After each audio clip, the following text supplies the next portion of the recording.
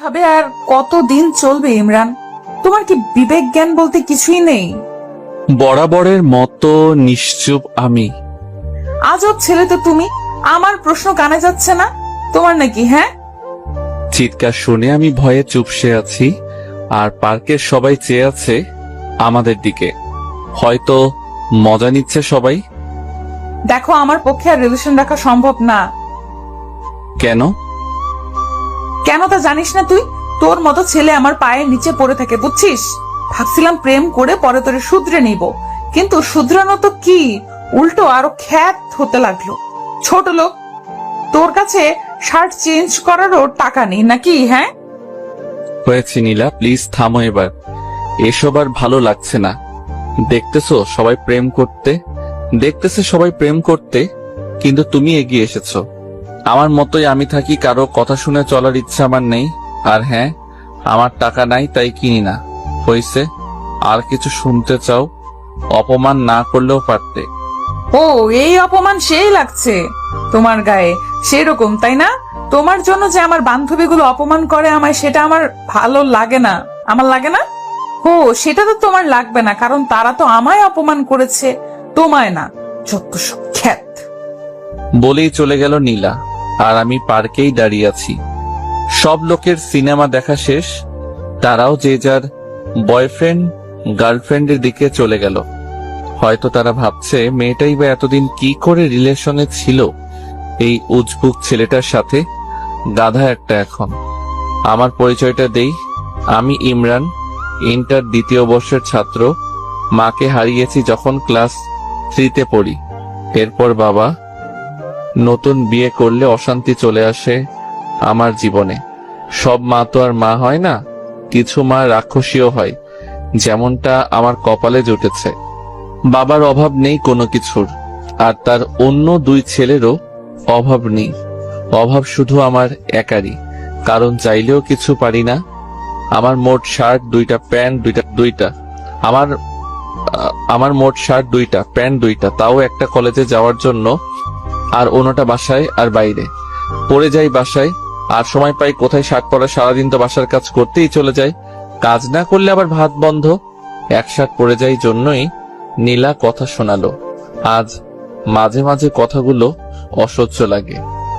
শুধু নীলা না, আরো অনেক মেয়েই বলেছে মাঝে মাঝে ইচ্ছে করে নিজেকে পাল্টাই, কিন্তু কিভাবে পাল্টাবো? আমার কাছে তো আর টাকা নেই। বাবাও মায়ের কথায় উঠে আর বসে, তাই আমার কথা আর ভাবেও না। খুব অবাক লাগে আমার। যেখানে আমি চোখের মনি ছিলাম সেখানে আজ। আসলে সময়ের সাথে মানুষগুলাও বদলে যায়। চলুন, শুরুটা কিভাবে হয়েছিল তা বলি আপনাদেরকে। এসএসসিতে রেজাল্ট ভালো করায় জেলার সরকারি কলেজে সিট পেতে সমস্যা হয়নি। মাঝে মাঝে ভয় হতো যে সেখানে সব ধনীর ছেলেমেয়েরা পড়ে, আমি কি নিজেকে মানিয়ে নিতে পারবো? তাদের সাথে নাকি পথের মাঝেই পড়ে থাকবো। তারপরও ভর্তি হয়ে যাই কলেজে। প্রথম দিন কলেজে গেলে সবাই ঘুরে ঘুরে দেখতে থাকে আমায়। মনে হয় যে ইমরান নামের ছেলেটা অন্য গ্রহ থেকে এসেছে। দোস্ত, ছেলেটাকে দেখ, কি যে অবস্থা! এই কলেজে চান্স দেয় কিভাবে এরা? শরীরের ড্রেস আপের সাথে চশমাটা যা মানিয়েছে না, দেখ। আমি কিছু না বলে চুপচাপ ক্লাস করতাম আর বেরিয়ে আসতাম। তাছাড়া কি বা বলতাম? এসব তো ছিল প্রতিদিনের ব্যাপার।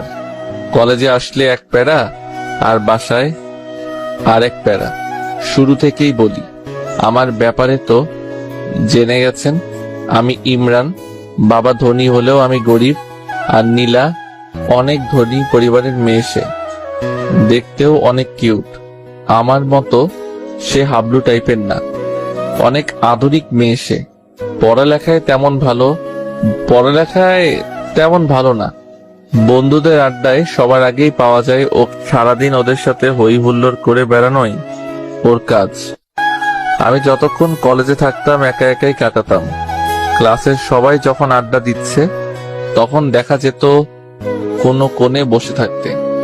একদমই চুপচাপ থাকার চেষ্টা করতাম, আর তখন ক্লাসের সবাই মজা করতো আমায় নিয়ে। বলতো যে ওই দেখ খ্যাতটা আসছে, তবে এই কথাগুলো নীলার খারাপ লাগতো।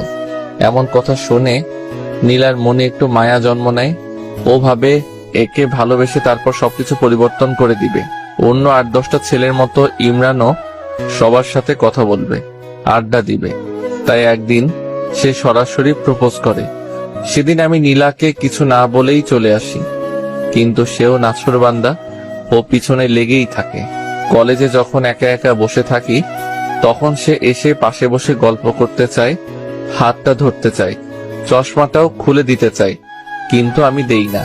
শুধু বোকা মার্কা একটা লুক নিয়ে বলি যে চশমা ছাড়া আমি কিছুই দেখি না। এমন ভাবেই সবসময় নীলা আমার পিছনে থাকতো, যার ফলে একদিন আমি ঠিকই রাজি হয়ে যাই। তবে পরিবারের কথা লুকিয়ে রেখেছিলাম ওর কাছে। হ্যাঁ, বলার সম্পর্ক শুরু হয়, আর নীলাও তার উদ্দেশ্য অনুযায়ী পরিপাটি করার দিকে মন দেয়। সব সময় শাসনের মাঝে রাখতো, এটা করবা না, ওটা করবা না, এটা পরবা না, এটা খাবে না ইত্যাদি। আমিও শুনতাম। যখন সে চালচলনে পরিবর্তন আনতে বলে তখন একটু পিছু নেমে যাই, কারণ আমার তো সম্ভব না অন্য 8-10টা ছেলের মতো চলা। আমার দ্বারা সম্ভব না ক্লাসের সবচেয়ে স্টাইলিশ ছেলেটার সাথে তাল মিলিয়ে চলা, কারণ আমি কঠিন বাস্তবতার শিকার। নীলা সেই কথা জানতো না, তাই সব সময় ওকে এসব কথা বলতো। প্লিজ নিজের মাঝে একটু পরিবর্তন আনো। এত বোকা খ্যাত টাইপের কেউ হয়? তোমার কি বিবেক নেই? ক্লাসে বাকি ছেলেদের দিকে তাকাও একবার। ওরা কিভাবে চলে আর তুমি কিভাবে চলো? তখন শুধু মাথা নিচু করে করে শুনতাম। সেদিন নীলা বলে যে, শোনো, আজকে বিকালে আমার জন্মদিনের পার্টি আছে, ভালো করে রেডি হয়ে আসো। কিন্তু আমি ঠিক আগের মতোই এসেছিল। কি করবে, 2টা শার্ট আর 2টা প্যান্ট ছাড়া যে ওর কিছুই নেই। প্রতিবার যে শার্টটা পরে আসে এটাই আজকে পরে আসলাম। সাথে আছে একজন আদর্শ বোকা মানুষের সকল উপাদানগুলো। নীলা তখন অনেক রাগী চোখে আমার দিকে তাকায়। পরে বাধ্য হয়েই নিয়ে যায়, পুরনো বান্ধবীদের সাথে দেখা করে, আমাকেও পরিচয় করিয়ে দেয়।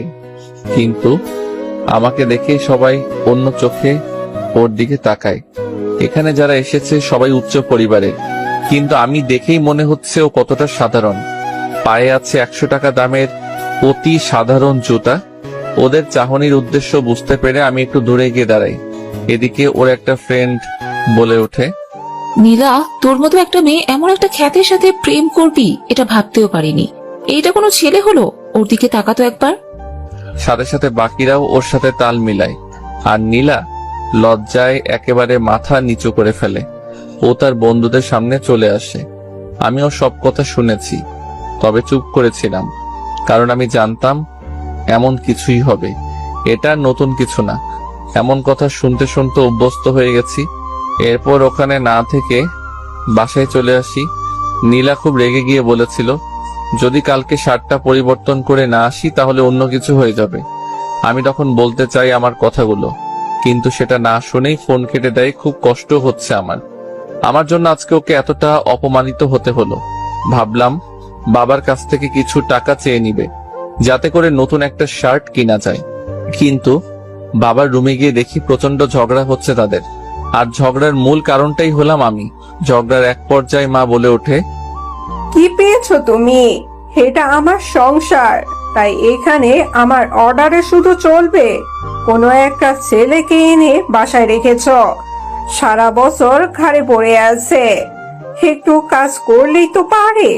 এটা তো আর কোনো সরকারি হোটেল না। তখন বাবা বলে, আসতে বলো, ইমরান শুনবে। কথাটা শোনা মাত্র মার আওয়াজ যেন আরো বেড়ে গেল। স্পষ্টই বোঝা যাচ্ছিল আমাকে কথাগুলো শোনানোর জন্যই এভাবে বলছে। আবার বলে উঠল, কারো যদি লজ্জা থাকলো তাহলে সে এভাবে অন্যের ঘাড়ে বসে খেত না। কতদিন একটা মেয়েকে খাওয়ানো যায়, আর খাওয়ার সময় তো একটু কম খায় না।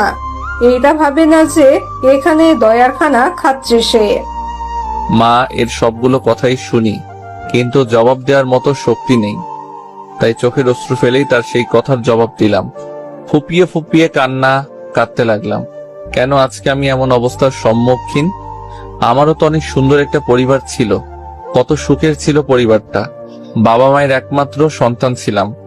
অঢেল সম্পত্তির মালিক ছিল বাবা, কিন্তু আচমকাই একটা অসুস্থতায় মা মারা যায়, যার ফলে আজকের এই পরিস্থিতি, আর আমি হয়ে যাই এতিম। লাবিব তখন ছোট ছিল, তাই সেই সুযোগে তার চাচা তাদের সব সম্পত্তি নিয়ে যায়। লাবিব হয়ে যায় একদম নিঃস্ব। সেদিন আর বাবার কাছে টাকা চাইতে পারিনি, যার ফলে আর কিছু কিনাও হয়নি। রাতে না খেয়ে ঘুমিয়ে পড়ি। পরদিন সকালে পকেটের 10 টাকা দিয়ে গিয়ে বাইরে নাস্তা করে নেই। দুপুরটা না খেয়ে কাটিয়ে দেই। আমি যে না খেয়ে আছি এটা আমার ঠিকই বুঝতে পেরেছে, কিন্তু একবারের জন্য খেতে বলেনি। বিকেলে নীলা ফোন দেয়। কোথায় আসবি জিজ্ঞেস করতেই বলে যে কলেজের পাশের পার্কে আসতে। অনেকটা ভয়ে ভয়ে বাসা থেকে বের হই। আমি জানি না নীলা কি করবে আমার সাথে যখন সে দেখবে আমার গায়ে সেই পুরনো শার্টটাই আছে, যখন দেখবে পায়ে সেই আগের জুতাই আছে, যখন দেখবে মাথার চুলগুলো আগের মতোই এলোমেলো, তখন যে কি করবে আমার সাথে। এসব ভাবতে ভাবতে পার্কে কখন আসি বলতেই পারি না। নীলার সামনে যেতেই তার চোখ দুটো লাল করে ফেলে। ওর পুরো মুখটাই লাল হয়ে যায়, যেটা থেকে বুঝতে পারি যে নীলা প্রচন্ড রেগে গেছে। আর তখনই প্রথমে সেই কথাগুলো বলে। এভাবে আর কতদিন ইমরান, আমি আর পারছি না। কি করলাম আমি নীলা? কি করলাম মানে? আমার কথার কোনো গুরুত্ব নাই তোমার কাছে? কি বলো এসব? অবশ্যই আছে। আসলে কাজে অনেক বিজি ছিলাম, তাই আর মার্কেটে যাইনি। ভালো। টাকা আছে কি তোমার কাছে? সরি নীলা। চুপ করো। তুমি তাকাও তো একবার নিজের দিকে, কেমন দেখা যায় তোমাকে? তোমার জন্য কোনো বন্ধুদের সামনেও যেতে পারে না লজ্জায়। সবাই দেখলেই বলে যে ওই খ্যাতটার জিএফ আসছে। আমি মাথা নিচু করে রাখি শুধু। তোমার সাথে আমি আর পারছি না। আমার একটা সম্মান আছে। ভেবেছিলাম ভালোবাসার পর তুমি পরিবর্তন হবে, কিন্তু তোমার মাঝে এক ফোঁটাও পরিবর্তন আসেনি। সরি।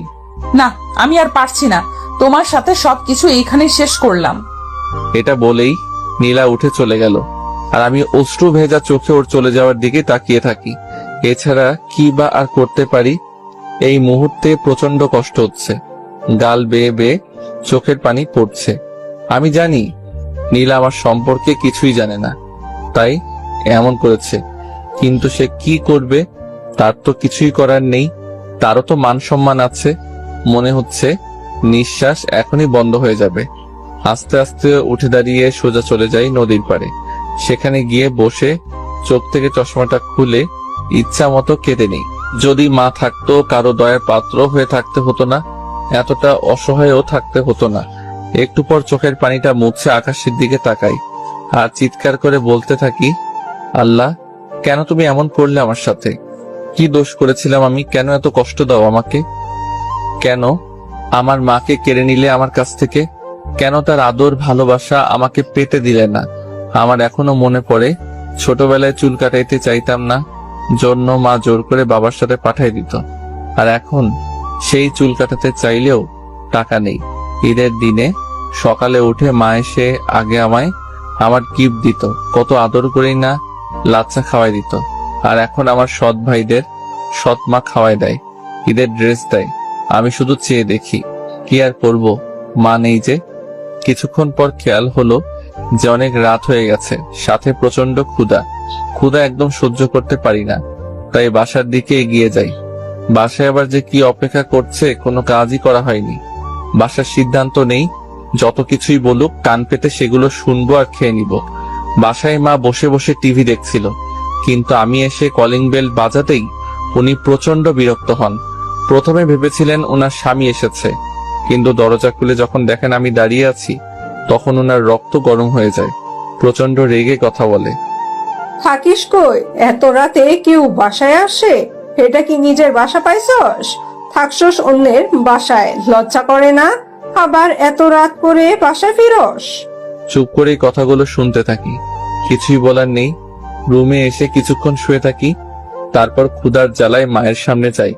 ওনার সামনে গিয়ে দাঁড়াতেই উনি রাগী চোখে তাকায়। একটু ভয় পেলেও বাধ্য হয়ে বলি যে, মা, খাওয়ার মতো কিছু আছে? খুব ক্ষুধা লেগেছে।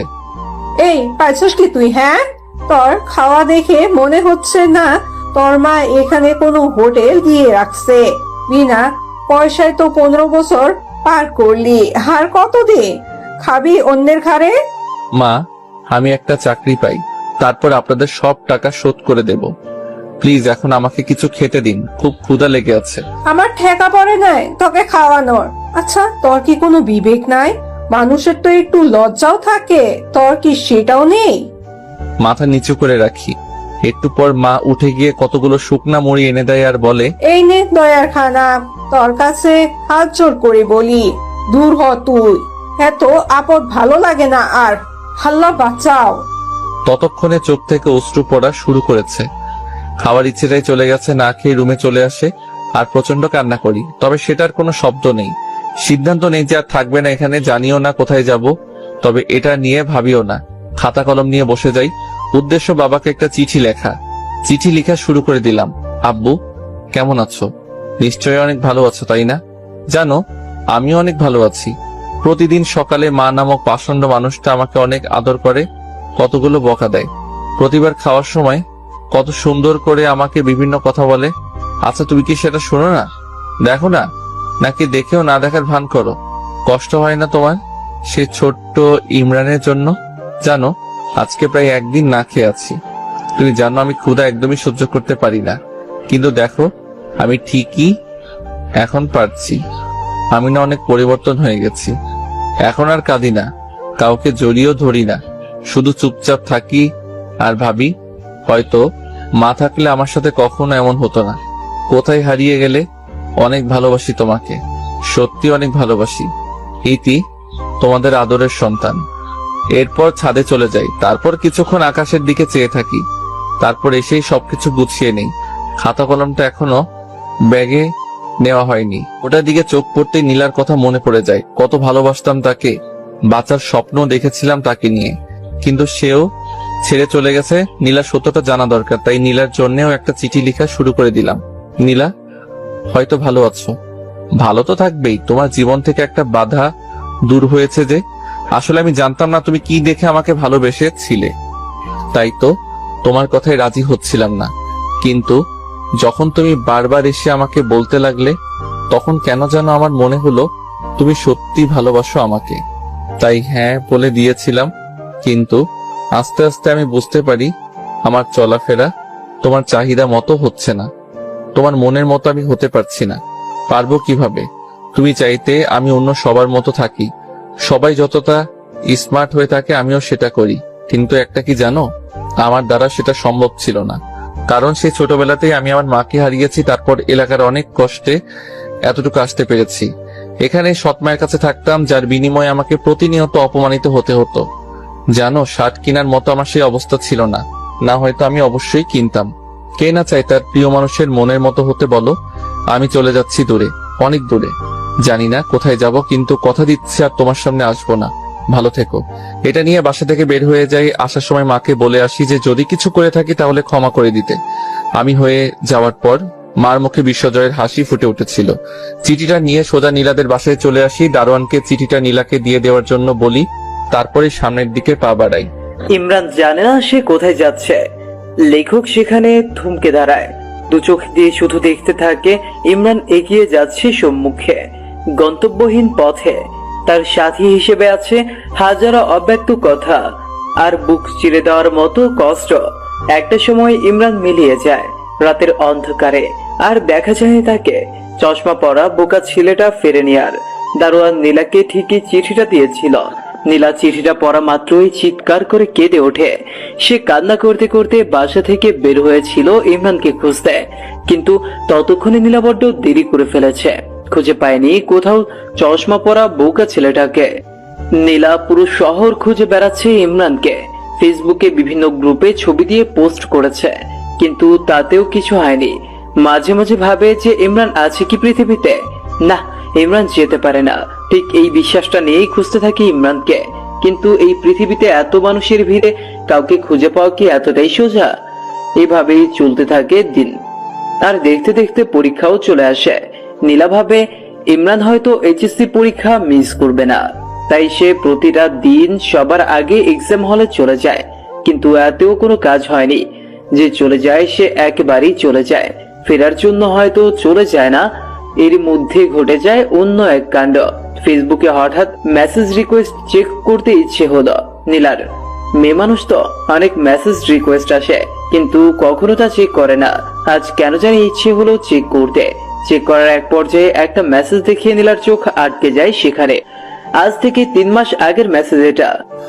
হ্যালো, আপনি যে ছেলেটার পিক গ্রুপে দিয়েছেন তার মতো কাউকে আমি সিলেটে দেখেছি। হোয়াট? সিলেট? ভাইয়া আপনি কোথায় এখন? প্লিজ একটু তাড়াতাড়ি বলেন না। হ্যালো ভাইয়া, আপনি কি লাইনে আছেন? অপরদিকে কোনো রেসপন্স আর আসে না। হতে পারে আইডির মানুষটা আর ফেসবুক চালায় না। আম্মু, আম্মু, কি হয়েছে মা? মা আমি সিলেট যাব। এরপর সব খুলে বলে তার মাকে। তা তোর বাবাকে কি বলবি? তুমি ম্যানেজ করো না প্লিজ। ওকে দেখি। আচ্ছা চল একটা প্ল্যান করি। কি প্ল্যান আম্মু? শোন, ওখানে গিয়ে তোর খালার বাসায় উঠবি। তারপর তোর বাবাকে বলবি আমি এখান থেকে অ্যাডমিশন কোচিং করব। তানহা আছে, ওখানে একসাথে যাওয়া আসা করবি। বেশ হবে, তাই না? হোয়াট আইডিয়া আম্মু, love you. I love you too my sweet মামনি। আসলে নীলা আর ওর মায়ের সম্পর্কটা অত্যন্ত মধুর। অনেক মেয়েরই মায়ের সাথে এরকম ভাব থাকে। আপনাদের কারো এরকম মা থাকলে অবশ্যই বলবেন কমেন্টে। এরপর প্ল্যান অনুযায়ী চলে যায় সিলেট। সেখানে তার ছোট মামুনি, খালু আর তার সমবয়সী এক বোন যার নাম তানহা আছে। বাসে উঠলে পরের দিন গিয়ে বাস স্টপে নামে। এরপর তার বোন নিতে আসলে তার সাথে চলে যায়। হ্যালো মামুনি, কেমন আছো? আমি ভালো মা, তুই? মামুনি তুমি কিন্তু আরো মোটু হইছো। সে কথা বলিও না, বসে বসে শুধু গিললেই হবে। কি বললা তুমি? আমি গিলি আর তুমি বসে থাকো? মনে হয় দিন দিন ডায়েট কন্ট্রোলে না রেখে বাড়াচ্ছে আর আমাকে বলতে আসছে এখন। নীলা চল, উপরে এতে ঝগড়া থামবে না এখন। দেখলি আমি এসেই বাজায় দিলাম ঝগড়া। এখন দেখবি আরো কত ঝগড়া লাগে। রাতে দুইজনকে ঝগড়া শেখাবো। আল্লাহ গো, তুই পারিস নীলা। ওই আমি না পারলি কি তুই পারবি? আচ্ছা বল, এখন হঠাৎ তোর জেলার কোচিং বাদ দিয়ে এখানে কারণটা কি? কোনো কারণ নাই, এমনিতেই তোর সাথে থাকবো তাই। ওই দেখ, আমার সামনে কোনো রকম চালাকি চলবে না, সত্যি করে বল। ইমরানের কথা বলছি না তোকে? ওই খ্যাতটা তো কি করছে হাদারাম? ওকে সেদিন অনেক অপমান করি জন্মদিনে। তারপর থেকে অনেক খুঁজেছি আর পাইনি, এই চিঠিটা পাইছি শুধু। এরপর তানহা চিঠিটা পড়ে সেও নিজেকে আর সামলাতে পারে না। নীলা একটা মা কিভাবে এরকম হতে পারে? এরা মা না অন্য কিছু? বাদ দে, আমাদের কাজ ওকে খুঁজে বের করা। তাই করতে হবে। পর কোচিং, বাসা, শহর সব জায়গা খুঁজেছে, কিন্তু কপাল খারাপ, কোথাও পায়নি সেই আইডি থেকে কোনো সিগন্যাল। এদিকে আস্তে আস্তে দিনও যেতে থাকে। ভর্তি পরীক্ষা, অনার্স সব শেষ। ইমরানের কথা মনে করতে করতে যে কিভাবে 4টা বছর কেটে গেল নীলার জীবন থেকে। মাঝে মাঝে এইসব মনে করে অনেক হাসি পায়। নীলা এতদিন যে খোঁজেনি তা কিন্তু না। প্রতিটা দিন যেখানে গেছে সেখানেই খুঁজে বেরিয়েছে, কিন্তু পায়নি। দেশের প্রায় সব জায়গায় খুঁজেছে নীলা। মাঝে মাঝে ভাবে যে সামান্য দেশের মানুষগুলোর মাঝে নিজের ভালোবাসাকে খুঁজে পাচ্ছে না। তাহলে কি ভালোবাসলো সে? নীলা মা, ওর তাড়াতাড়ি, আজ তোর ইন্টারভিউ না? আজ নীলা জবের ইন্টারভিউ দিতে যাচ্ছে। জীবনে যাই হোক, কখনো পড়াশোনার সামনে মাথা নত করেনি, তাই আজ এই জায়গায় এসে দাঁড়িয়েছে। হ্যাঁ আম্মু, উঠতেছি। আয় নাস্তা খেয়ে নে। উফ আম্মু, সকালে ডিম খেয়ে গেল, ইন্টারভিউ ডিম পাবো। চুপচাপ খেয়ে নে। ওকে ওকে। আম্মু আম্মু, গেলাম আমি। বাবা কোথায়? এই যে আমি এসে গেছি। চললাম, বাই। ওকে, সাবধানে যাস। ওকে। পর তানহাকে ফোন দেয় নীলা। হ্যালো, কই তুই? এই তো বের হলাম, তুই কোথায়? আমিও বার হইছি। ওকে আয়। এরপর তারা তাদের গন্তব্যে ফিরে ওয়েটিং রুমে বসে অপেক্ষা করছে। একটু পর তানহা ডাক এলো। সে নীলাকে রেখে চলে গেল ভেতরে, আর 15 মিনিট পর ফিরে এলো। কি হইল ভেতরে? চাকরির কি হইলো জানি না, তবে ক্রাশ খাইছি রে। হইছে থাম, তোর বয়ফ্রেন্ড জানলে আত্মহত্যা করবে, এমনিতেই যে ঢঙ্গি সে। ওই আমার বিএফ কে নিয়ে বাজে বলবি না, আর যাই বলিস অফিসের বস দেখতে সেই, এই অফিসে কাজ করতে পারলে জীবন ধন্য হবে যে। হইছে থাম, আমার সিরিয়াল আসছে, আমিও গিয়ে দেখে আসি তোর ক্রাশকে। আসবো স্যার? জি আসেন। ভেতরে গিয়ে নীলাও ক্রাশ খেয়ে যেন কথা বলার ভাষা হারিয়ে ফেলেছে সে। ও হ্যালো, মুখ বন্ধ করেন, মশা ঢুকবে ভিতরে। সরি, আসসালামু আলাইকুম স্যার। নীলা তুতলিয়ে বলা শুরু করেছে অলরেডি। আপনি তোতলা নাকি? কই না তো, এমনি কিরকম লাগতেছে? ও ফাইলগুলো দিবেন নাকি এরকম করে বসে থাকবেন সারাদিন? ইচ্ছা করে তো বসে। সরি, কিছু বললেন? না স্যার, এই নিন ফাইল। সব ঠিকঠাক। এখন বলেন, আপনার ব্রেকআপ হয়েছে কত বছর আগে? এসব কিরকম প্রশ্ন স্যার? বলেন দেখি। 4 বছর। Okay fine. আরো প্রেম করেন নাকি? না। ওকে, এখন আসতে পারেন, আর কাল থেকে কাজে জয়েন করবেন। এই কি হইল, সাবজেক্টের কোনো প্রশ্ন না করে চাকরি? এইরকম হইলে আগে বলতেন, তাহলে 4-5 দিন ঘুম বাদ দিয়ে পড়তাম না। কি করতেন তাহলে? মুভি দেখতাম। Good good. এরপর নীলা চলে আসে বাইরে। কিরে, এতক্ষণ কি হইল? সেই কথা আর বলিস না। এরপর সব খুলে বলল। সাত তো মনে হয় ফিদা হয়ে গেছে তোর জন্য। হ্যাঁ, তা না, এমনি হয়তো এইসব বলছিল। হ্যাঁ, অপরিচিত কাউকে কেউ এমন এমন প্রশ্ন করে, তাই না? বাদ দে, চাকরি তো হইছে। বাসায় চল। মা তোকে আমাদের ওখানে যেতে বলছে। ওকে চলো, তোমার তো চাকরি হইল, তাই বেশ মজাতেই আছেন। আমার কপালে যে কি জোটে। ঠিক যেখানে লেখকের কলম থেমে গেছিল, সেখান থেকে জন্ম নেয় আরো একটা নতুন গল্পের। আসলে পৃথিবীটাই এরকম, যেখানে কিছুর সমাপ্তি ঘটে সেখান থেকেই আবার নতুন কিছু শুরু হয়। বাসে এসে কলিং বেল বাজালে নীলার আম্মু এসে দরজা খুলে দেয়। আম্মু চাকরি হয়ে গেছে। হাত ধরে নাচতে লাগলো নীলা। ওই ছাড় আমাকে, পড়ে যাবো তো। কিচ্ছু হবে না। নীলা ছাড় এখন, পরে মজা করিস। তোর পিছনে তেলা পোকা দেখ। কই নাই, চলে গেছে। হারামি, ভয় দেখাস আমাকে? শুধু রুমে চল, মজা দেখাবো এখন। ও মামুনি, দেখো না তোমার মেয়ে কিরকম ট্রেড দিচ্ছে। তোরা না যা, রুমে গিয়ে ফ্রেশ হ। ওকে। এরপর দুজনে উপরে চলে যায়। তানহা, এখানে আয়, দরজা লাগিয়ে। দরজা লাগাবো কেন? তুমি বুঝবে না সোনা, লাগাও না। ওকে, এখন বল। এরপর নীলা মোবাইলের লুঙ্গি ডান্স গান চালু করে তানহাকে নিয়ে শুরু করে দেয় উড়াধুরা ড্যান্স। ওই, এগুলো ডান্স দিচ্ছিস নাকি মারপিট করতেছিস? দুটোই। দুজনে অনেক ক্লান্ত ড্যান্স করে। তানহা, তুই ওয়েট কর, আমি গোসল সেরে আসি। না, সেটা হবে না, একসাথে গোসলে যাব। এরপর সেখানে আবার আরো একবার তাদের মারামারি লেগে যায়। আর তখন আমায় তেলাপোকার ভয় দেখাইছো না সোনা। এখন সারাদিন ভেতরে থাকো গো, দরজা আর খুলে দিব না। ওকে বাবু, আমি মুভি দেখি ভিতরে। তুমি তো জানো না গো, ভেতরে মুভি দেখার মজাই আলাদা। তাই বুঝি, দেখো তাহলে। ওকে। থাক, বার হয়ে আয় না, দেই তোকে কষ্ট। এখন খুললি কেন? সারাদিন না রাখবি? সারাদিন রাখলে অসুস্থ হবি, তখন তো ওষুধ আমার বাবাকেই কিনে দিতে হবে, তাই দরকার নেই। কি সেভিং পার্সন আসলো, নিজে সারাদিন কত হাজার খরচ করে তার নাই ঠিক এখন আসছে। হয়েছে, আয় এখন নিচে যাই, ফ্রিজে ফুচকা আছে, খাওয়াবো, চল। তাই নাকি? চল তাহলে। চলে সমবয়সী বোন থাকলে যা হয় আর কি। বিকেলের দিকে তানহার কনফার্মেশন মেসেজ আসে, সে অনেক খুশি। রাতে দুজনে খেয়ে ছাদে চলে যায়।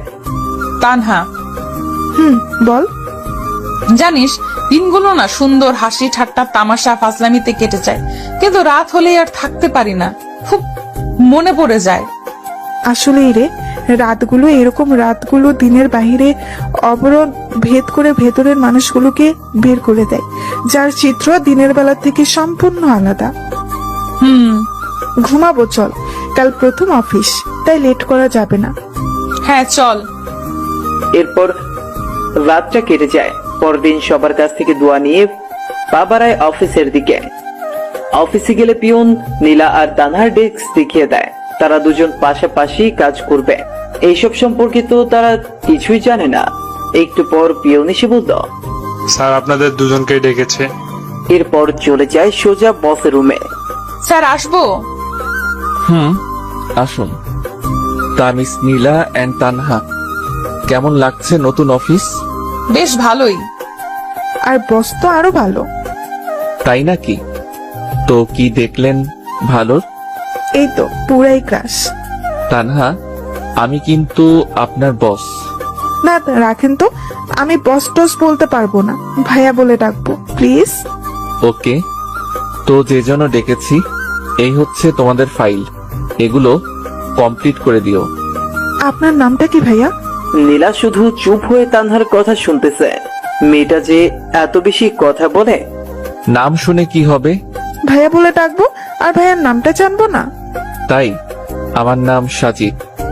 ওকে, আর তুমি করে বলবো। যা ইচ্ছে বলিও, এখন যাও কাজ করো। Okay bye. আরো শোনো, বলেন। লাঞ্চ টাইমে একসাথে খাবো। ওকে ভাইয়া। এরপর যে যার কাজে মন দেয়। এইদিকে লাঞ্চের টাইম কোন দিক দিয়ে চলে যায় তা সাকিব বুঝতেই পারে না। ভাইয়া একটু সময় হবে কি? তোমার ক্ষুধা লাগছে অনেক তো।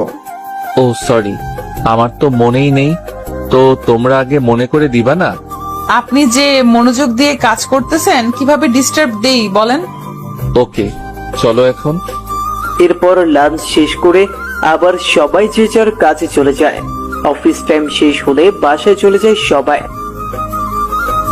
আমজাদ চাচা সবার বাসায় তাদের জন্য কেউ না কেউ অপেক্ষায় থাকে তাদের জন্য, তাই তারা অফিস ছুটি হলে চলে যায়।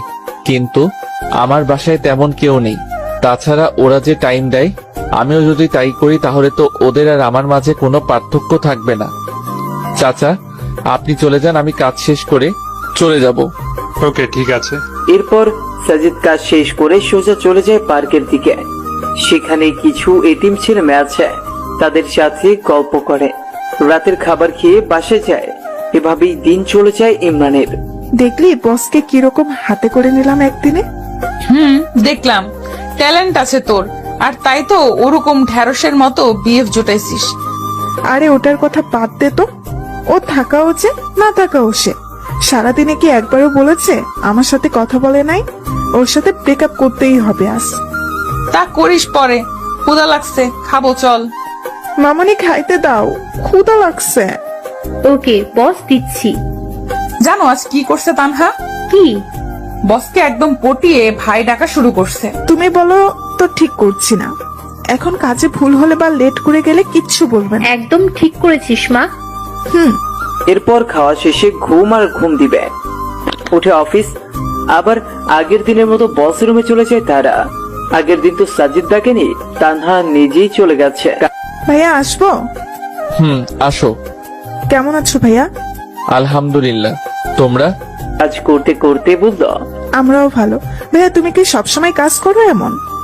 এটা ছাড়া তো আর কোনো কিছু নেই জীবনে, তাই এটাই করি শুধু। জীবনে বলতে? ওসব তোমাদের বুঝতে হবে না।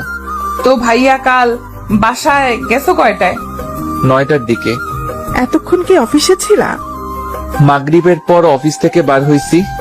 এরপর কি করছো যে বাসায় যেতে এত লেট হয়েছে? তোমাকে জানা লাগবে না এত কিছু, নিজের কাজ করো যাও। ভাইয়া আমি না তোমার বোন, আমাকে বলবো না? দেখো কোনো ইমোশনাল ব্ল্যাকমেল করবা না, কাজে যাও, লাঞ্চে কথা হবে। ধ্যাৎ। এরপর নীলা তানহা চলে আসে। কি ভাব নিয়ে কথা বললো দেখছিস, আর তুই তারপরও আগ বাড়িয়ে কথা বলছিস। আজব তো, কোথায় ভাব নিল? এখন ব্যস্ত আছে জন্য বললো যে লাঞ্চ টাইমে কথা বলবে। আচ্ছা একটা কথা বলতো, ভাইয়ার কি গার্লফ্রেন্ড আছে? এরকম ছেলে আবার না থাকে গার্লফ্রেন্ড? আসলে যে এর গার্লফ্রেন্ড হবে সে অনেক লাকি, তাই না? তোর মাথায় এসব চিন্তা কেন কাজ করে? চুপচাপ কর। এরপর লাঞ্চ টাইমে খাওয়া শেষ করে একটু গল্প করে আবার কাজে লেগে পড়ে। আস্তে আস্তে অফিসের সময় শেষ। আচ্ছা চাচা, আমাদের বস কি প্রতিদিন এরকম লেট করেই বাসায় যায়? মা। তো লেট করার কারণ কি? উনি বলেন যে আমি যদি কর্মচারীদের মতো একই সময় দেই তাহলে তারা আমার আর মধ্যে পার্থক্য কি? আর বাসায় কেউ নেই, তাই যত সময় পাই কাজে লাগাই। আর কি কি করেন উনি? এই তো প্রতিদিন পার্কে যাব, এতিম ছেলেদের সাথে গল্প করব, তাদের সাথে খেলে খাওয়া দাওয়া করে তারপর বাসায় যাই। ওকে চাচা, ভালো থাকবেন, যাই তাহলে। ঠিক আছে, আমার সাবধানে যেও। নীলা আসছে, ছেলেটা অন্যরকম। যতই তার বিষয়ে জানতেছি ততই ব্যাপারটা ঘোলাটে লাগতেছে। প্রপোজ করবো নাকি বলতো? তুই না ভাইয়া বলিস? ভাইয়ার জন্য কি প্রপোজ করা যাবে না? ওই আমার কোন জন্মের ভাই? হ্যাঁ, আজীব মানুষ তুই রে, যা ইচ্ছা কর। এরপর তারা আবার পরের দিনের জন্য প্রিপারেশন নিচ্ছে। অফিসে গিয়ে তানহা সোজা চলে গেল সাজিদের রুমে। হাই কেমন আছো? ভাই, একটা কথা বলি। বলো। ধরো আমি যদি তোমায় প্রপোজ করি তখন তুমি কি করবা? দেখো, এরকম মন মানসিকতা নিয়ে যদি এখানে আসো তাহলে আসতে পারো। এখন এটা অফিস, প্রেম করা জায়গা না। আর হ্যাঁ, আমি তোমায় বোন ভাবি, অন্য কিছু না। আর এর থেকে বেশি বাড়াবাড়ি করলে এটাও হারাবা। সো বোনের মতোই থাকো, এতেই ভালো। ওকে। এটা বলেই তানহা চলে গেল নিজের ডেস্কে। নীলাকে সব খুলে বলতেই হাসতে হাসতে শেষ। এই কুত্তি, হাসিস কেন? হাসবো না তো কি করব? উচিত শিক্ষা হইছে তোর। আজকে যা প্রপোজ কর, হারামি একটা। জিহবা বাগিয়ে ওয়াশরুমে গেল তানহা। এরপর কাজ করতে করতে লাঞ্চের সময় চলে আসে। ভাইয়া খাবো, চলো। আমার ক্ষুধা নেই, তুমি যাও। সাজিদের কথাই দেখে বোঝা যাচ্ছে যে সে অনেকটা রেগে আছে তানহার উপরে। ভাইয়া প্লিজ চলো না। যেতে বলছি না তোমায়, তুমি যাবা। তানহা ভয়ে চলে গেল। একটু পর নীলা গেল তার বস রুমে। স্যার আসবো? হ্যাঁ নীলা, আসো। স্যার খাইতে চলেন না প্লিজ। আপনি না খেলে ওদিকে তানহাও খাবে না বলতেছে। প্লিজ চলেন না। ওই খাবে না কেন? বলতেছে ভাইয়াকে ছাড়া বোন খায় নাকি, প্লিজ চলেন। যদি এটাই ভাবতো তাহলে আর এরকম কাণ্ড করতো না। ওটা ভুল হয়ে গেছে, এখন চলেন তো। আর ওর এ দোষটা কোথায়? যে কোনো মেয়ে আপনাকে দেখলে ক্রাশ খেয়ে যাবে। আপনি হয়তো জানেন না আমাদের এখানে কত মেয়ে লুকিয়ে লুকিয়ে আপনাকে দেখে। হইছে, চলেন তো এখন। এরপর খাওয়া শেষে চলে যায় চিজার কাছে।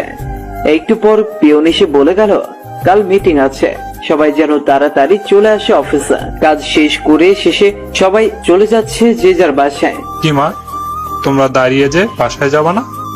না চাচা, বসের সাথে যাব। কেন, কোনো কাজ আছে নাকি? না, এমনি। ওকে দাঁড়াও, আমি বলতেছি। তোমরা অপেক্ষা করতেছো? চাচা তাড়াতাড়ি আসতে বলেন। একটু পর সাজিদ বাইরে চলে আসলো। কি তানহা, বাসা না গিয়ে এখানে কেন এখনো? তোমার সাথে যাব তাই। কিন্তু আমি তো এখনই যাব না। এখান থেকে পার্কে, তারপরে রাতে বাসায় যাব। কেন, পার্কে কি স্পেশাল কেউ আছে নাকি যে আমরা গেলে সমস্যা হবে? ভাইয়া হারে তা না, ওকে চলো। আচ্ছা ভাইয়া, তুমি এতটা গুছালো কি করে? ও তাহলে এসব বলার জন্য সাথে আসছো? আরে তা না, বলো না ভাইয়া প্লিজ। চুপচাপ চলো। একটু পর তারা পার্কে পৌঁছে গেল। আর সাজিদ পার্কে যেতেই সব ছেলে মেয়েগুলো চলে আসলো। এরা কারা? কেন দেখতে পাচ্ছ না? তা তো দেখতেছি, কিন্তু তোমার সাথে কি? এরাই আমার ভাই বোন বন্ধু। আমার মতো এরাও একা, তবে একটা পার্থক্য আছে। আমি মা বাবাকে হারাইছি, আর এদের মা বাবা এদের ফেলে দিয়েছে। সমাজে এদের অগ্রাধিকার নেই, কারণ এরা নোংরা ভালোবাসার ফসল। এটাই তো আমাদের দেশ। বুঝলাম। যখন ফ্রি থাকি আমি এখানে চলে আসি, এদের সাথে কথা বলি, খেলি, অনেক ভালো লাগে। চলো ওই দোকানে যাই। নীলা পাশে দাঁড়িয়ে শুধু দেখতেছে আর অবাক হচ্ছে। দোকানে কেন? ওখানে এরা প্রতিদিন 3 বেলা খায়, যা ইচ্ছা খায়। আমি রাতে এসে বিল দেই। ভেরি গুড ভাইয়া। আসলে যাদের এদের পাশে থাকা দরকার তারা থাকে না। মানুষ কেমনে পারে এত নোংরা হতে? কয়েকদিন আগেও দেখলাম যে ড্রেনের বাড়িতে বাচ্চার লাশ। তাদেরকে একবারও মনে হয় না শিশুটা বড় হলে কি খেয়ে বেঁচে থাকবে? এগুলো কিন্তু তোমার আমার মতো ছেলেমেয়েরাই করে। তো ভাইয়া কাল কি আছে অফিসে? সেটা কালই দেখিও। ভাইয়া আমার না কিছুদিন ছুটি লাগবে। শুধু তোমার, এই ম্যাডামের লাগবে না? স্যার আমারও লাগবে। তো এরকম স্ট্যাচু হয়ে আছেন কেন? মনে মনে কোনো একজনকে খুঁজে বেড়াচ্ছি তাই। ও তাই? তো কে বয়ফ্রেন্ড নাকি? তো কতদিন থেকে খুঁজতেছেন? প্রায় 6 বছর। ও মাই গড, এতদিন ধরে খুঁজেও পাননি। আচ্ছা, অনেক রাত হইছে, এখন বাসায় চলে যান। ভাইয়া দাঁড়াও। দাঁড়িয়েই তো আছি, বসতে বলো নাকি? ভাইয়া তুমিও না। নাও, এটা তোমার। কি এটা? আর কিসের জন্য? খুলে দেখিও পরে, আর বোনের তরফ থেকে ছোট্ট একটা গিফট। ওকে। এরপর যে যার বাসার দিকে চলে গেল। বেশ ভালোই লাগছিল, কিন্তু হেঁটে, তাই না? ছেলেটার কাজগুলো দেখলে আরো আশ্চর্য হয়ে যায়। এরপর তারাও বাসায় চলে আসে। ও আম্মু, আজ কি হয়েছে জানো? কি? তানহা প্রপোজ করছে বসকে। তারপর? তারপর আর কি, দিল কথা শোনায়। তানহা দেখি বেস্ট ফার্স্ট। নে এখন খেয়ে নে। আম্মু, ছেলেটা না অন্যরকম। খাইতে খাইতে বলতে লাগলো, কি রকম? আরে মামুনি, কাজগুলো না পুরাই আজব আজব। ওনার নাকি মা বাবা কেউ নেই, তাই কিছু এতিম ছেলেকে নিজের দায়িত্বে পড়ায়, খাওয়ায়, আরো কত কি। এতে খারাপ কি? ভালোই তো। তো আমি কি খারাপ বলছি নাকি? তা না। আচ্ছা, একদিন নিয়ে আসিস বাসায়। ওকে, আনবো। এরপর খেয়ে দুই বোন চলে যায় ছাদে। আচ্ছা তানহা, আমার না আমাদের বসকে দেখে ইমরানের কথা মনে পড়ে যায়। কেন? আরে না, কথাগুলো না কি ওর মতোই, মাঝে মাঝে মনে হয় আবার মনেও হয় না। কারণ ইমরান তো এরকম না, ওকে ভালো করেই চিনি আমি। কোনোভাবেই এরকম গোছালো হওয়া সম্ভব না। তা ঠিক। আবার দেখ, চাচা বলছে যে বসের কেউ নেই, কিন্তু ইমরানের তো বাবা আছে। ফটকাটা এখানেই। নীলা, একটা কথা বলি। বল। তুই ইমরানকে ভুলে যা, এটাই ভালো হবে। দেখ, ও কোথায় আছে, কেমন আছে তা আমরা কেউ জানি না। তাই ওর আশা ছেড়ে দে, নতুন করে শুরু কর সবকিছু। প্লিজ, নেক্সট টাইম আর এটা বলবি না। ঘুমাবো, চল। এরপর ঘুমায়, আর ঘুম থেকে পরের দিন উঠে চলে যায় অফিসে। চাচা, সবাই এসেছে। হ্যাঁ বাবা। সবাইকে কনফারেন্স রুমে যেতে বলেন, আমি আসতেছি একটু পর। একটু পর সবাই চলে আসলো। Hello guys, attention please. কাজ তো অনেক হলো, এবার একটা আনন্দ মজা করার দরকার। তাই ঠিক করছে আগামী বুধবার আমরা ঘুরতে যাব বান্দরবনে। কি তোমরা প্রস্তুত তো? Yes sir. So guys, let's enjoy. আর আশা করি এখনো 2 দিন বাকি আছে। এই 2 দিন সবাই সবার কাজগুলো সেরে ফেলবেন, আর বুধবার ঠিক 7টায় অফিসে চলে আসবেন। ওকে। সবাই সবার কাজে চলে গেল। নীলা দেখ, স্যারের ফিলিংস আছে, বলতে হবে। ঠিক বলছিস। দাঁড়া, বসের রুম থেকে আসতেছি। ওখানে কেন আবার? আহা, ওয়েট কর না। ভাইয়া, আসবো? আসো। একটা রিকোয়েস্ট রাখবা প্লিজ? কি বলো আগে, তারপর ভেবে দেখবো। ঘুরতে যাওয়ার সময় আমার পাশে বসতে হবে, প্লিজ প্লিজ প্লিজ। ওকে, যদি সকলের সিট আগে ফিল আপ হয় তো বসবো, বাট সিট কম পড়লে সরি। ওকে, থ্যাঙ্কস। কি হইল রে ভেতরে? কি আর হবে, কি আর হবে, স্যারকে পাশে বসানোর টিকিট নিলাম। গুড। এইভাবে আস্তে আস্তে যাওয়ার দিন চলে আসে। সবাই যথা সময় পৌঁছে যায়। তানহা, সামনে দেখ। কি রে, সামনে? ও মাই গড, কে এটা? আমাদের বস। গিটার, ক্যামেরা, কি এসব? মনে হচ্ছে মজা ভালোই হবে। Hello, how are you? Fine sir, আপনি? ভালো। শোনো, আমাদের জার্নি কিন্তু টোটাল 14 ঘন্টার। এই টোটাল সময়টা অনেক মজা হবে। চাচা কই আপনি? বাবা, আমি রেডি। ওকে, তাহলে গাড়ি ছাড়তে বলেন। সবাই শোনো, কেউ কানে ইয়ারফোন লাগিয়ে গান শুনবা না। মোবাইলের গান তো প্রতিদিনই শুনি, আজ না হয় অন্যের খালি গলায় শুনবো। যার যে গান শুনতে ইচ্ছা করবে, আর এখানে যার গলায় শুনতে ইচ্ছা করবে বলবা আমাকে। সে গান না পেলেও ওই গানের নিম্ন 6 লাইন গাইতে হবে। ক্লিয়ার সবার?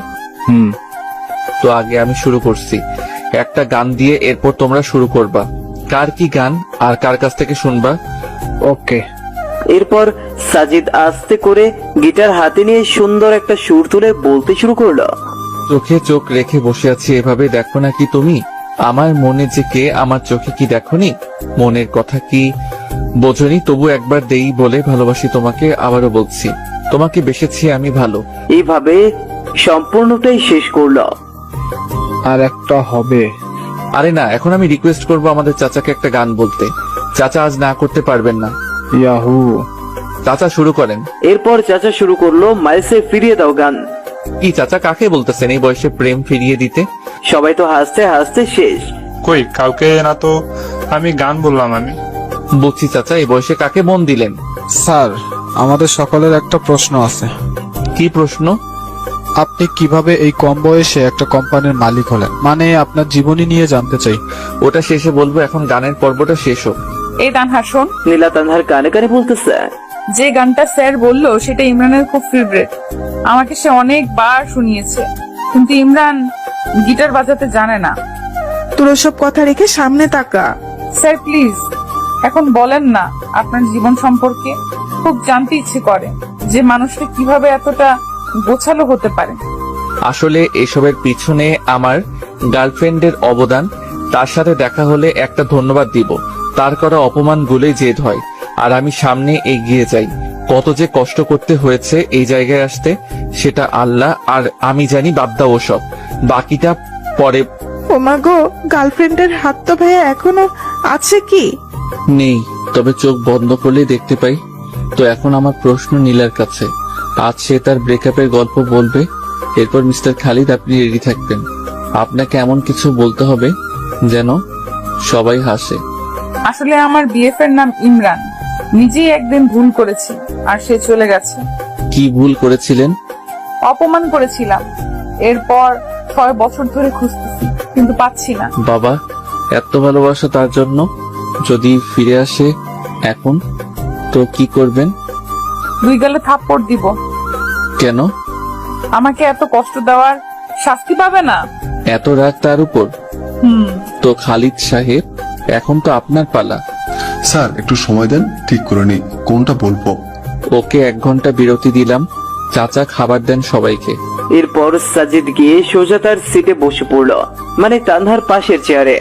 ভাইয়া তোমাকে কিন্তু সেই লাগছে আজ। তাই? তোমরা 2 জনও কম না কিন্তু। খাওয়া শেষে সবাই রেস্ট নিচ্ছে আর সাজিদ এক ধ্যানে বাইরে তাকাচ্ছে। স্যার বাইরে কি দেখেন? কিছু না, এমনি শহরটা দেখি। আপনার রিলেশনের কথা কিন্তু জানতে পারিনি এখনো। সেই মেয়েকে দেখতে ইচ্ছে করে যে কিনা আপনার মতো কাউকে পেয়েও অপমান করেছে। হইছে, আর দেখতে হবে না। খালিদ সাহেব শুরু করেন না। সবাই দেখেন না কিরকম গোমরা মুখ করে বসে আছে। আমি যেটা বলবো সেটা শুনে কেউ হাসতে হাসতে অজ্ঞান হলে কিন্তু আমার কোনো দোষ নেই স্যার।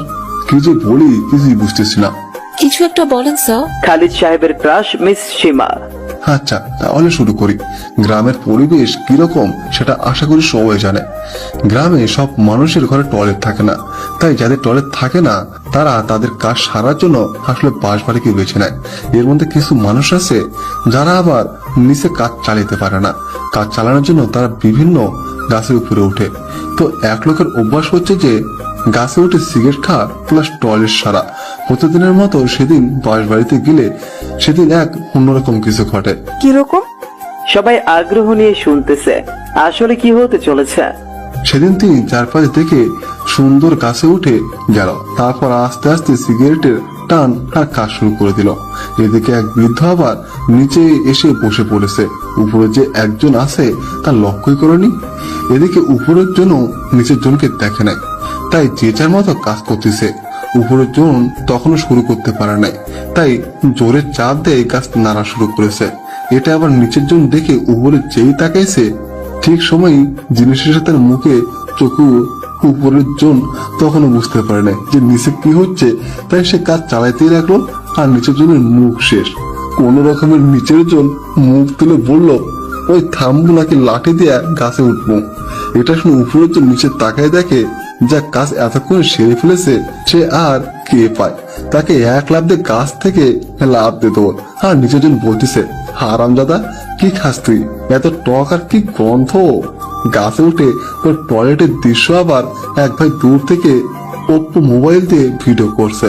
এরপর পুরো গ্রাম প্রচার। হা হা হা। কি শুনাইলেন ভাই?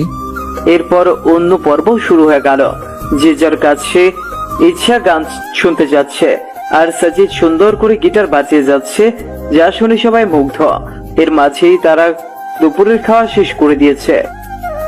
শোনো সবাই, আর অনলি 5 ঘন্টা রাস্তা আছে। এই সময়টা সবাই একটু রেস্ট নাও। এরপর যে যার সিটে। সাজিদও গেল তার সিটে। একদিকে 3 সিট হওয়ায় সাজিদ, নীলা, তানহা 3 জন একসাথেই সাজিদের পাশে নীলা জানালার পাশে বসে। সাজিদ বাইরের শহর দেখতেছে সে। কতই ব্যস্ত না সবাই, যে যার গন্তব্যে ছুটছে। হয়তো কারো মায়া টানছে তাদের এইদিকে ঘুমের মাঝে নীলা মাথাটা সুন্দর করে সাজিদের কাঁধে দিয়েছে, যা সাজিদের মনে অন্যরকম ভালো লাগে। ইচ্ছে করে হাত দুটো শক্ত করে জড়িয়ে ধরতে, কিন্তু ধরতে গিয়েও কোথায় যেন বাধা পায় সে, তাই আর দেওয়া হয়ে ওঠে না। কি যে মায়াবী লুক একটা, যা দেখে কোনো ছেলে ক্রাশ না খেয়ে থাকতেই পারবে না। সাজিদেরও এর ব্যতিক্রম হবে না। এই যে ভাইয়া, কি দেখতেছো ভাবে? তো কই কি এমনি কি নিষ্পাপ লাগছে? তাই নাকি? শুধু নীলা না ঘুমাইলে সবাইকে নিষ্পাপ লাগে। তাই নাকি? কই আগে তো জানতাম না। তুমি একটু ঘুমাও তো দেখি কিরকম নিষ্পাপ লাগে। ভাইয়া তুমিও না। এর মধ্যেই নীলা উঠে যায়। এদের কথাবার্তায় সরি, আমি ভুলে মাথা দিয়ে ফেলেছি, স্যার ক্ষমা করবেন। সমস্যা নেই, তুমি এভাবে ঘুমাইতে পারো। না, আর ঘুম আসবে। তাই তাহলে একটা গান শোনাও। ঘুম থেকে উঠে কেউ গান বলার মুডে থাকে নাকি? তাই এই যে পানি নাও আর ফ্রেশ হও। এদিকে এসে আমি বাকিদের অবস্থা দেখে আসি। ওকে। সবার কি অবস্থা ঠিক আছেন তো? স্যার সবাই ঠিক, শুধু মোটো ভাইয়ের একটু সমস্যা হয়েছে। কি সমস্যা? স্যার চাপ দিয়েছে আর মোটো ভাই সহ্য করতে পারছে না, যখন তখন ড্রাম ফেটে যাবে। মোটু ভাই আর একটু সহ্য করেন, আমি ড্রাইভারকে বলছি কোনো হোটেল দেখে গাড়ি পার্ক করতে। এরপর নিজের সিটে চলে এলো। রাত 11টার দিকে তারা গিয়ে রিসোর্টে ওঠে। এরপর সবাই সবার রুমে, আর সাজিদ বাইরে এসে রাতের আকাশ দেখতেছে, যা তানহার চোখে পড়ে। কি দেখতেছো ভাইয়া? এই তো তারাগুলো দেখি। দেখো, সবগুলোকে স্থির দেখা যাচ্ছে, কিন্তু কেউই স্থির না। এ যার নিজের বেগে ছুটছে তো ছুটছে, দিন শেষে আবার এক জায়গায় মিটছে। কি অদ্ভুত, তাই না? ভাই একটা কথা বলি। বলো। তারাগুলো কিন্তু কাউকে কেন্দ্র করে ছুটছে, কিন্তু আমাদের মাঝে এমন কেউ কেউ থাকে যারা কিন্তু কোনো কেন্দ্র ছাড়াই ছুটে চলছে। কে বলছে তোমাকে? তাদেরও একটা কেন্দ্র থাকে, তা অন্যরা কেউ জানে না। তো ভাইয়া বোন হিসাবে একটা জিনিস জানতে চাই, না করবা না। কি? তোমার জীবনে কে কে আছে বা কে কে নাই, তারা কোথায় গেছে সব? কি হবে শুনে? ভাইয়া প্লিজ। কেউ নেই আমার, তার থেকেও 5 বছর আগে চলে এসেছি। কেন? সৎ মায়ের প্যারা সহ্য করতে পারছিলাম না, তাই। আসলেই আমাদের সমাজে অনেক মানুষ আছে এরকম, যেমন নীলার বয়ফ্রেন্ডটা, সেই চলে গেল সৎ মায়ের প্যারায়, আর খোঁজ মিলল না। খোঁজে নাই তাকে? কি বলো, খোঁজে নাই? এমন কোনো জায়গা বাদ রাখি না এই শহরে, কিন্তু পাইনি। এখন নীলা খুঁজে বেড়ায় তাকে, প্রতি রাতে কাঁদে এই ছেলের জন্য। আমি যদি বলি ছেলেটা ওর সামনেই? হোয়াট? ভাইয়া আমি কিন্তু মজা করছি না, সিরিয়াস আমি। আমিও মজা করছি না, দেখো এটা। মানে কি এসব? কেমনে কি করে হলো? আমি তো স্বপ্ন দেখছি না তো। না, সেসব অনেক কথা, কত মানুষের যে কথা শুনে এই পর্যায়ে এসেছি। আগে বলো, এত স্মার্ট কি করে হলে? সেই স্কুল জীবন থেকেই খ্যাত নামটা শুনতে শুনতে তিক্ত হয়ে গেছি, তাই ভাবছি যে আগে নিজেকে বদলাবো। সেজন্যই একটা পার্ট টাইম জব নিয়ে এরপর শুরু করে দেই একদম পড়াশোনা আর নিজেকে বদলানোর কাজ। কোনো দিন না খেয়ে থাকতাম, তারপরও বাজার থেকে উন্নত মানের ড্রেসগুলোই কিনতাম। এরকম কত রাজ্যে মুড়ি খেয়ে পার করে দিয়েছি। এরপর আস্তে আস্তে বিশ্ববিদ্যালয়ের গণ্ডি পেরিয়ে এই জায়গায় এসেছি। কোন বিশ্ববিদ্যালয়ে পড়ছো? সাস্ট। মানে আমাদের সামনেই ছিল এতদিন। আর তোমার ডিপার্টমেন্ট এই, কিন্তু কোনোদিন তোমাদের চোখে ধরা দেই নাই। পরীক্ষার সময় 2-1 বার দেখা হতো, কিন্তু তেমন লক্ষ্য করো নাই তোমরা। আর এক বড় ভাইয়ের সহযোগিতায় এই কোম্পানিটা খুলি। ওয়েট, ক্লাস টপার কি তুমি সেই সাজিদ? যে কিনা সপ্তাহে একবার ক্লাস করে, ক্লাস টপার? কি আজব, তাই না? আমি নীলাকে বলতেছি সব। ওই থামো, এখন কিচ্ছু বলবা না, দেখবো নীলা চিনতে পারে কিনা। দেখো ভাইয়া, নীলা এইভাবে কোনোদিন দেখেনি তোমায়, তাই চিনতে পাবে না। মনের মিল থাকলে না দেখেও চেনা যায়। জাস্ট ওয়েট করো। তোমরা কি ভাবছো আমি চিনি না তোমাদের? সেই ভার্সিটি থেকেই দেখে আসতেছি তোমাদের। অনেক রাত হয়েছে, ঘুমাইতে যাও। ওকে, গুড নাইট। শোনো। বলো ভাইয়া। প্রমিস করো কখনো বলবা না নীলাকে। ওকে, বাট কখনো যদি জানে তখন? জানবে না।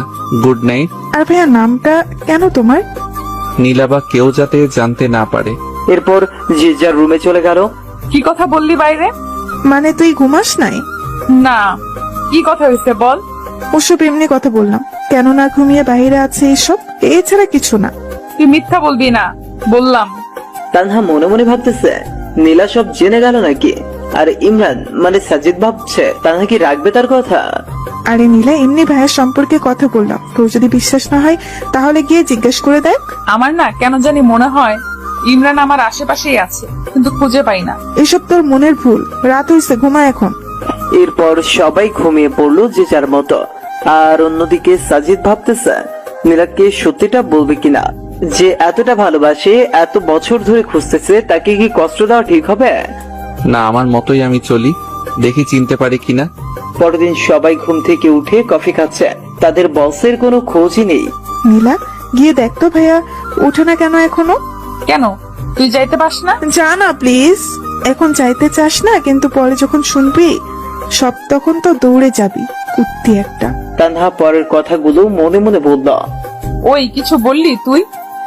কই না তো, তুই গিয়ে দেখ না প্লিজ। নীলা গিয়ে দরজা ধাক্কাচ্ছে, কিন্তু কোনো খবর নাই কারো। একটু পর সাজিদ উঠে গেল। কি হইলো, ধাক্কাচ্ছ কেন? উঠবেন না নাকি? না, ঘুমাবো সারাদিন।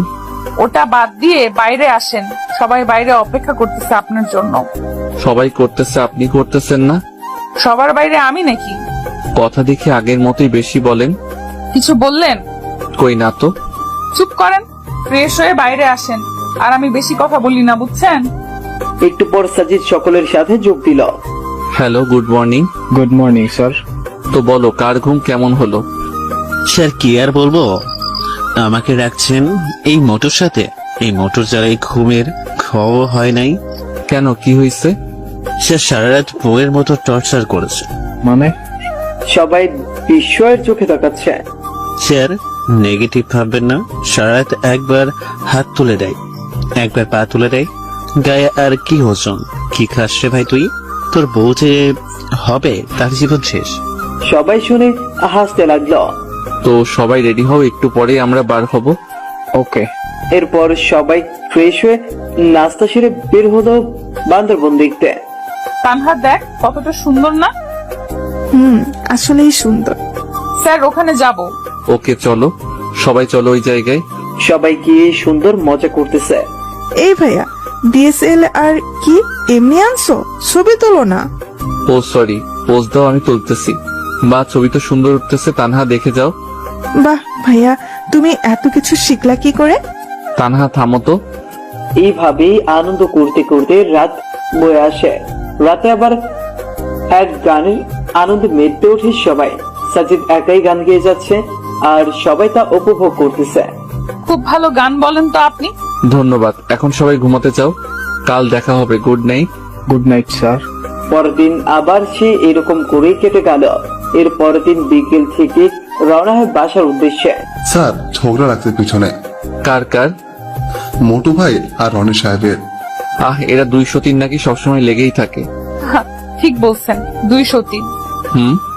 স্যার আপনাকে একটা কথা বলি। বলেন। বাসায় যেতে তো অনেক রাত হয়ে যাবে, দয়া করে কি পৌঁছে দিবেন বাসায়? আচ্ছা। ধন্যবাদ স্যার। শোনো সবাই, যাদের যাদের এনজয় করার ইচ্ছা আছে তারা সামনে চলে আসো। এখন উড়াধুরা ডান্স শুরু হবে, যে যেমন ডান্স দিতে পারো দাও। আসলে অফিসের বস অন্য ছেলে হলে যেরকম হয়, কোন পিকনিকের আসল মজাই হচ্ছে এটা। বাবা আমি আসছি। আরে চাচা, তো আর দেরি কেন, চলে আসেন। সবাই অনেকটা মজা করল। রাত 2টার দিকে গাড়ি এসে ফিরলো সেই চিরচেনা অফিসের সামনে। আস্তে আস্তে সবাই নেমে সাজিদের কাছ থেকে বিদায় নিয়ে চলে গেল। এখন বাকি আছে শুধু তানহা আর নীলা। নীলা, আমার শরীরটা ভালো না, অসুস্থ অসুস্থ লাগছে। তোমরা একাই যেতে পারবে না? এত রাতে কি করে যাব? ওকে চলো। জোর সাথে খুব ভালো লাগছে নীলার। পাশাপাশি হাঁটতে, কাছাকাছি বাসা হওয়ায় বেশিক্ষণ লাগেনি যেতে। নীলা যাও তাহলে, আমি গেলাম। গেলাম মানে এত রাতে কই যাবেন আপনি? ভেতরে আসেন। রেগে বললো কথাটা। রাগটাও দেখি আগের মতোই। দেখেন স্যার, আমার সামনে এরকম মনে মনে কিছু বলবেন না। ভেতরে আসেন এখন। আম্মু, ইনি হচ্ছেন আমাদের বস। ও তুমি সাজিদ? আসসালামু আলাইকুম। মা, ক্ষুধা লাগছে, খেতে দাও। তোমরা বসো, আমি দিচ্ছি। আসলে আন্টি, আমাকে যেতে হবে এখন। আরে বাবা, এত রাতে কোথায় যাবা? রিস্কা অটো কিছুই পাবে না। আর বর্তমানে যে ছিনতাইকারীদের জ্বালা, তুমি আজ রাতটা থেকে যাও। না আন্টি, সমস্যা নেই, যেতে পারবো। মামনি, যেতে যখন চাইছে যেতে দাও। সামনের ফাঁকা জায়গায় যে পেতনি থাকে সেটা তো তিনি আর জানেন না। যখন পিছু নেবে তখন নিজেই দৌড়ে চলে আসবে। কি কি বললা? পেতনি? ভয় চুপসে গেছে একদম। আহ তানহা, খামোকা ভয় বাড়িয়ে দিচ্ছিস। বাবা যাও, টয়লেট ওইদিকে, ফ্রেশ হয়ে আসো, আমি খাবার দিচ্ছি। সাজিদার কিছু না বলে ফ্রেশ হয়ে আসলো। তো মা, এনজয় কেমন করলি? সে কথা আর কি বলবো মামনি, যাদের এরকম বস থাকে তাদের এনজয় কি খারাপ হবে? মা, একদম সেই। সাজিদ চুপচাপ খেয়ে নিল। এরপর নীলা সাজিদকে তার রুম দেখিয়ে নিজের রুমে চলে গেল। এদিকে সাজিদ ঘুমোচ্ছে, অন্যদিকে তানহা নীলা গল্প করতেছে। গল্প করতে করতে তারাও ঘুমিয়ে গেল। সকাল 8টার দিকে নীলার ঘুম ভাঙে, আর সেও শয়তানি করে তানহার ঘুম ভাঙিয়ে দেয়। অফিস বন্ধ, তাই তেমন তাড়াহুড়ো নেই, কিন্তু যা ঘটার তা তো ঘটেই গেছে। জ্বরের কবলে সাজিদ একদম কাবু হয়ে বিছানায় শুয়ে আছে। না ইচ্ছে করছে উঠতে, না ইচ্ছে করছে ঘুমোতে। চুপচাপ শুয়ে আছে। একটু পর তানহা চা নিয়ে আসে। ভাইয়া, ভাইয়া ওঠো, তোমার চা। কিন্তু সাজিদের কোনো শব্দই নেই। এই ভাইয়া, বলো। তোমার কণ্ঠ এরকম লাগছে কেন? অসুস্থ নাকি? একটু অসুস্থ, তবে ঠিক হয়ে যাবে। দেখি দেখি। সে যেন তানহার ডাক শুনলই না, কপালে হাত দিল। ও মা, এটা একটু অসুস্থ। নীলা, এদিকে আয়। জোরে ডাক দিল নীলাকে। কিরে, কি হয়েছে? জ্বর আসছে সেই। বলিস কি? তুই গিয়ে নাস্তা ওষুধ নিয়ে আয়, আমি দেখতেছি। নীলাও মাথায় হাত দিয়ে দেখে ভীষণ জ্বর। আমি বাসায় যাব, এখানে ভালো লাগছে না। কি বললেন? বাসায় গেলে দেখাশোনা করার জন্য বউ আছে নাকি? তা নেই, এরকম জ্বর আমাদের জন্য ব্যাপার না। চুপচাপ শুয়ে থাকেন। একটু পর তানহা নাস্তা আর ওষুধ নিয়ে আসলো। এরপর ধীরে ধীরে খেয়ে আবার শুয়ে পড়লো। তোমার শরীর খারাপ, আর এই অবস্থায় বাসায় যেতে চাইছো? বাসায় গেলে খাইতে কি শুনি? সাজিদ চুপচাপ শুনতেছে কথা। এখন ঘুমান, আমি পট্টি দিয়ে দিতেছি। এমনিতেই সেরে যাবে, তার দরকার নেই। আপনারা মনে হয় নাস্তাও করেন নাই, যান নাস্তা করে নেন। চুপ করেন তো। এরপর পট্টি দিতে লাগলো। যে কোনো ব্যক্তি অসুস্থ হলে তারা চায় যে তাদের ভালোবাসার মানুষটা তাদের সেবা করুক। সাজিদ তো তার ব্যতিক্রম না। পট্টি দিতে দিতে নীলার ঠান্ডা হাতটা সাজিদের চোখে পড়তেছে, আর সাজিদের মনে হচ্ছে যে তার হাতটা যেন শরীরের সবটা শোষণ করে নিচ্ছে। সম্পূর্ণ এক অন্যরকম অনুভূতি সাজিদের মনে খেলা করছে। তানহা শুধু বসে বসে দেখতেছে আর মনে মনে হাসতেছে। এত কাছে এরা, অথচ নীলা বুঝতেই পারছে না যে সে তার সেই চিরচেনা মানুষটারই সেবা করছে। নীলা, আমার ভালো লাগছে না কিছু, বাসায় যাব আমি। ভালো লাগছে না জন্যই রেখেছি এখানে। ধ্যাত। আচ্ছা সত্যি করে বলেন তো, মাথায় পট্টি দিয়ে দিতেছি, আপনার কি খারাপ লাগছে? না। তাহলে বললেন কেন ভালো লাগছে না? ঢং করেন আমার সাথে? কি হলো, চুপ কেন? আসলে আমি তোমাকে কষ্ট দিতে চাচ্ছি না। সেই ছোটবেলায় মা মারা যায়, এরপর জ্বর হলেও জোটেনি ওষুধ। এমনি এমনি জ্বর সেরে যেত, কখনো খেয়ে কাটতো, কখনো বা না খেয়ে দিন কাটতো। আচ্ছা আপনার বাবার কি হয়েছে? ওসব বাদ দাও। আর একটা কথা শোনেন, আপনি আমার বস, তো আপনার জন্য কিছু করলে সেটা কষ্ট না, বুঝছেন? শরবত বানাই দিতে পারবা? শুধু শরবত না, আমি ভালো করেই জানি জ্বর হলে মানুষের কোনগুলো খাইতে ইচ্ছা করে। একটু পর সব নিয়ে আসতেছি। আর তানহা ফুচকা বানাতে গেছে, কি খাবেন তো? ওকে, তবে ঝাল একদম বেশি থাকতে হবে। চুপচাপ শুয়ে থাকেন, আর ভুলেও ফোন হাতে নিবেন না। ফোনের রেডিয়েশন পড়লে জ্বর আরো বেশি হয়। জ্বর হলে কখনো চোখের সামনে নিয়ে ফোন টিপবেন না। ফোন থেকে যে রেডিয়েশন বের হয় তা অত্যন্ত ক্ষতিকর। আর চাপ নিবেন না মাথায় বেশি। যেমন জ্বর হলে বেশি পড়তে গেলে দেখবেন যে জ্বর আরো বেশি হইতেছে। আমার জ্বর আবার অন্যরকম, সারাদিন ভালো থাকে, কিন্তু সন্ধ্যা হলেই শুরু হয়, যারা 9টায় শেষ। যাই হোক, সবাই নিজেদের কাছের মানুষের খেয়াল রাখবেন। এখন রেস্ট নেন, আমি আসতেছি। একটু পর নীলা চলে আসলো। এই নেন, এখানে শরবত, চালতার আচার, একদম ঝাল, আর এটা হলো ঝাল মুড়ি। এত কিছু? তুমি তো দেখি অনেক ফাস্ট। এখনো কিছু হয় নাই স্যার, একটু পর আরো কিছু আসতেছে। আরো কিছু? এগুলো তো একাই শেষ করতে পারবো না, তোমরা হেল্প করো একটু। ওকে, তা করবো, এখন শুরু করো। এরপর সাজিদ নীলা তানহা খাওয়া শুরু করলো। কেমন হয়েছে? সেই। তানহা ফুচকা আন। এরপর একটু আড্ডা দিল সবাই মিলে। স্যার আপনি একটু ঘুমান এখন। হুম, কিন্তু ঘুমানোর চেষ্টা করলেই কি ঘুম আসে জ্বরের মাঝে? ঘুম আসে না তো। ওকে আমি মাথায় হাত বুলিয়ে দিচ্ছি, আপনি চেষ্টা করেন ঘুমানোর। এমন ভালোবাসা কে না চায়? আসলে প্রতিটা মেয়ে তাদের যার যার ঘরে ডাক্তার, যারা ঔষধ ছাড়াই জ্বরকে ভালো করে দিতে পারে। আস্তে আস্তে ইমরান ঘুমিয়ে যায়। বিকেলের দিকে নীলার ডাকে ঘুম ভাঙে। স্যার বলো। জ্বরটা একটু কমছে, গোসলটা করে নেন এখন। গোসল করলে যদি বেশি হয়? সম্পূর্ণ শরীর না ভিজিয়ে মাথাটা ভেজান আর শরীরে ভেজা কাপড় দিয়ে মুছে নেন, ভালো লাগবে। ওকে। আসলেই বেশ ভালো লাগতেছে। এরপর খাওয়া শেষ করে এক কাপ চা খেয়ে বাসার দিকে রওনা হয়। কিন্তু জ্বর কি একদিনেই পিছু ছাড়ার পাত্র? বাসার গেটে আসতেই যা যা খেয়েছে তা বের করে দিল মুখ দিয়ে। আস্তে আস্তে জ্বরটাও বাড়তে লাগলো। সাজিদও সুন্দর করে কাঁথা মুড়ি দিয়ে ঘুমিয়ে পড়লো। সন্ধ্যার দিকে অনেকটা ঠান্ডা লাগতেছে। শুয়ে পড়তেই ঘুম ঘনিয়ে আসে চোখে। রাত 2টায় ঘুম ভেঙে যায়। আর আসে না ঘুম। এখন কোন রকম যন্ত্রণা কাজ করতেছে শরীরে। মনে হচ্ছে এর থেকে মরাই ভালো। কোন রকম রাতটা পার করে দিল। হ্যালো চাচা। হ্যাঁ বাবা, হঠাৎ এত সকালে? চাচা আমার জন্য কিছু খাবার আর জ্বরের ওষুধ নিয়ে আসেন তো একটু। ওকে, আমি এক্ষুনি আসতেছি। একটু পর সব নিয়ে আসলো।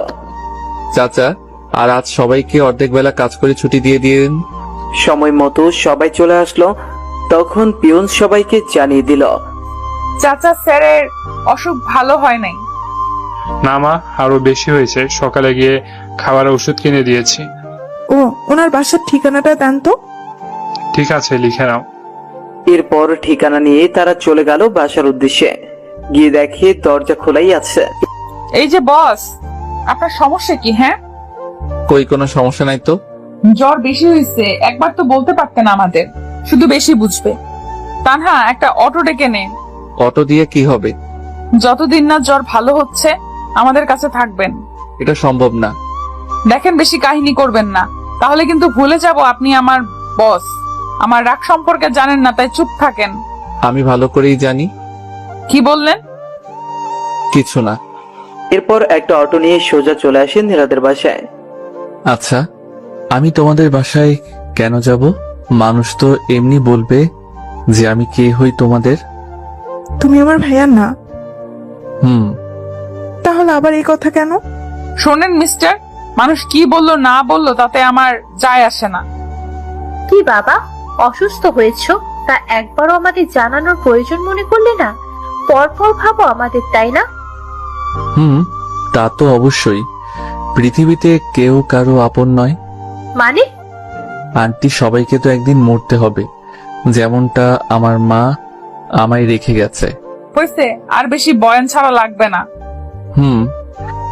এখন রেস্ট নেন, আমি পানি নিয়ে আসতেছি। ভাইয়া দেখছো কি কেয়ার করতেছে তোমার। তোমার যদি জানে তুমি ইমরান, তখন না জানে কি করবে আবার।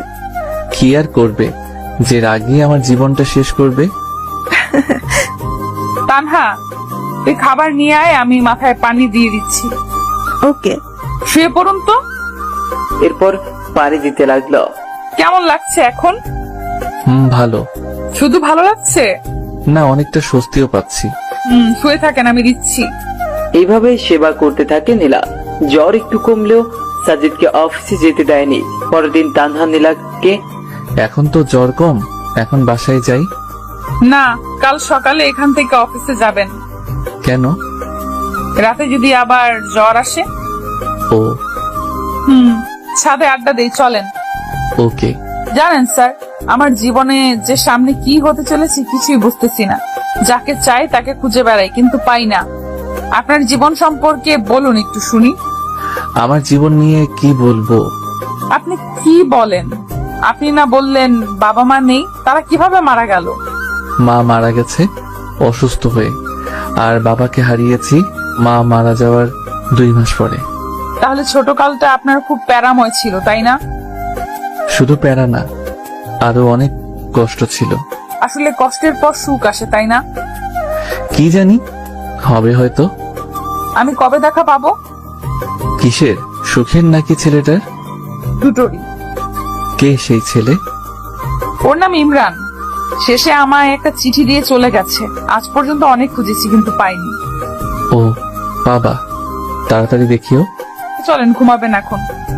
শোনো, বলেন। Good night. Good night. পরদিন সকালে ফ্রেশ হয়ে চলে গেল সবাই অফিসের দিকে। বাবা কেমন আছো? আলহামদুলিল্লাহ চাচা। জ্বর কমেছে কি? হ্যাঁ চাচা, যে ট্রিটমেন্ট দিছে জ্বর ভালো না হয়ে কই যাবে।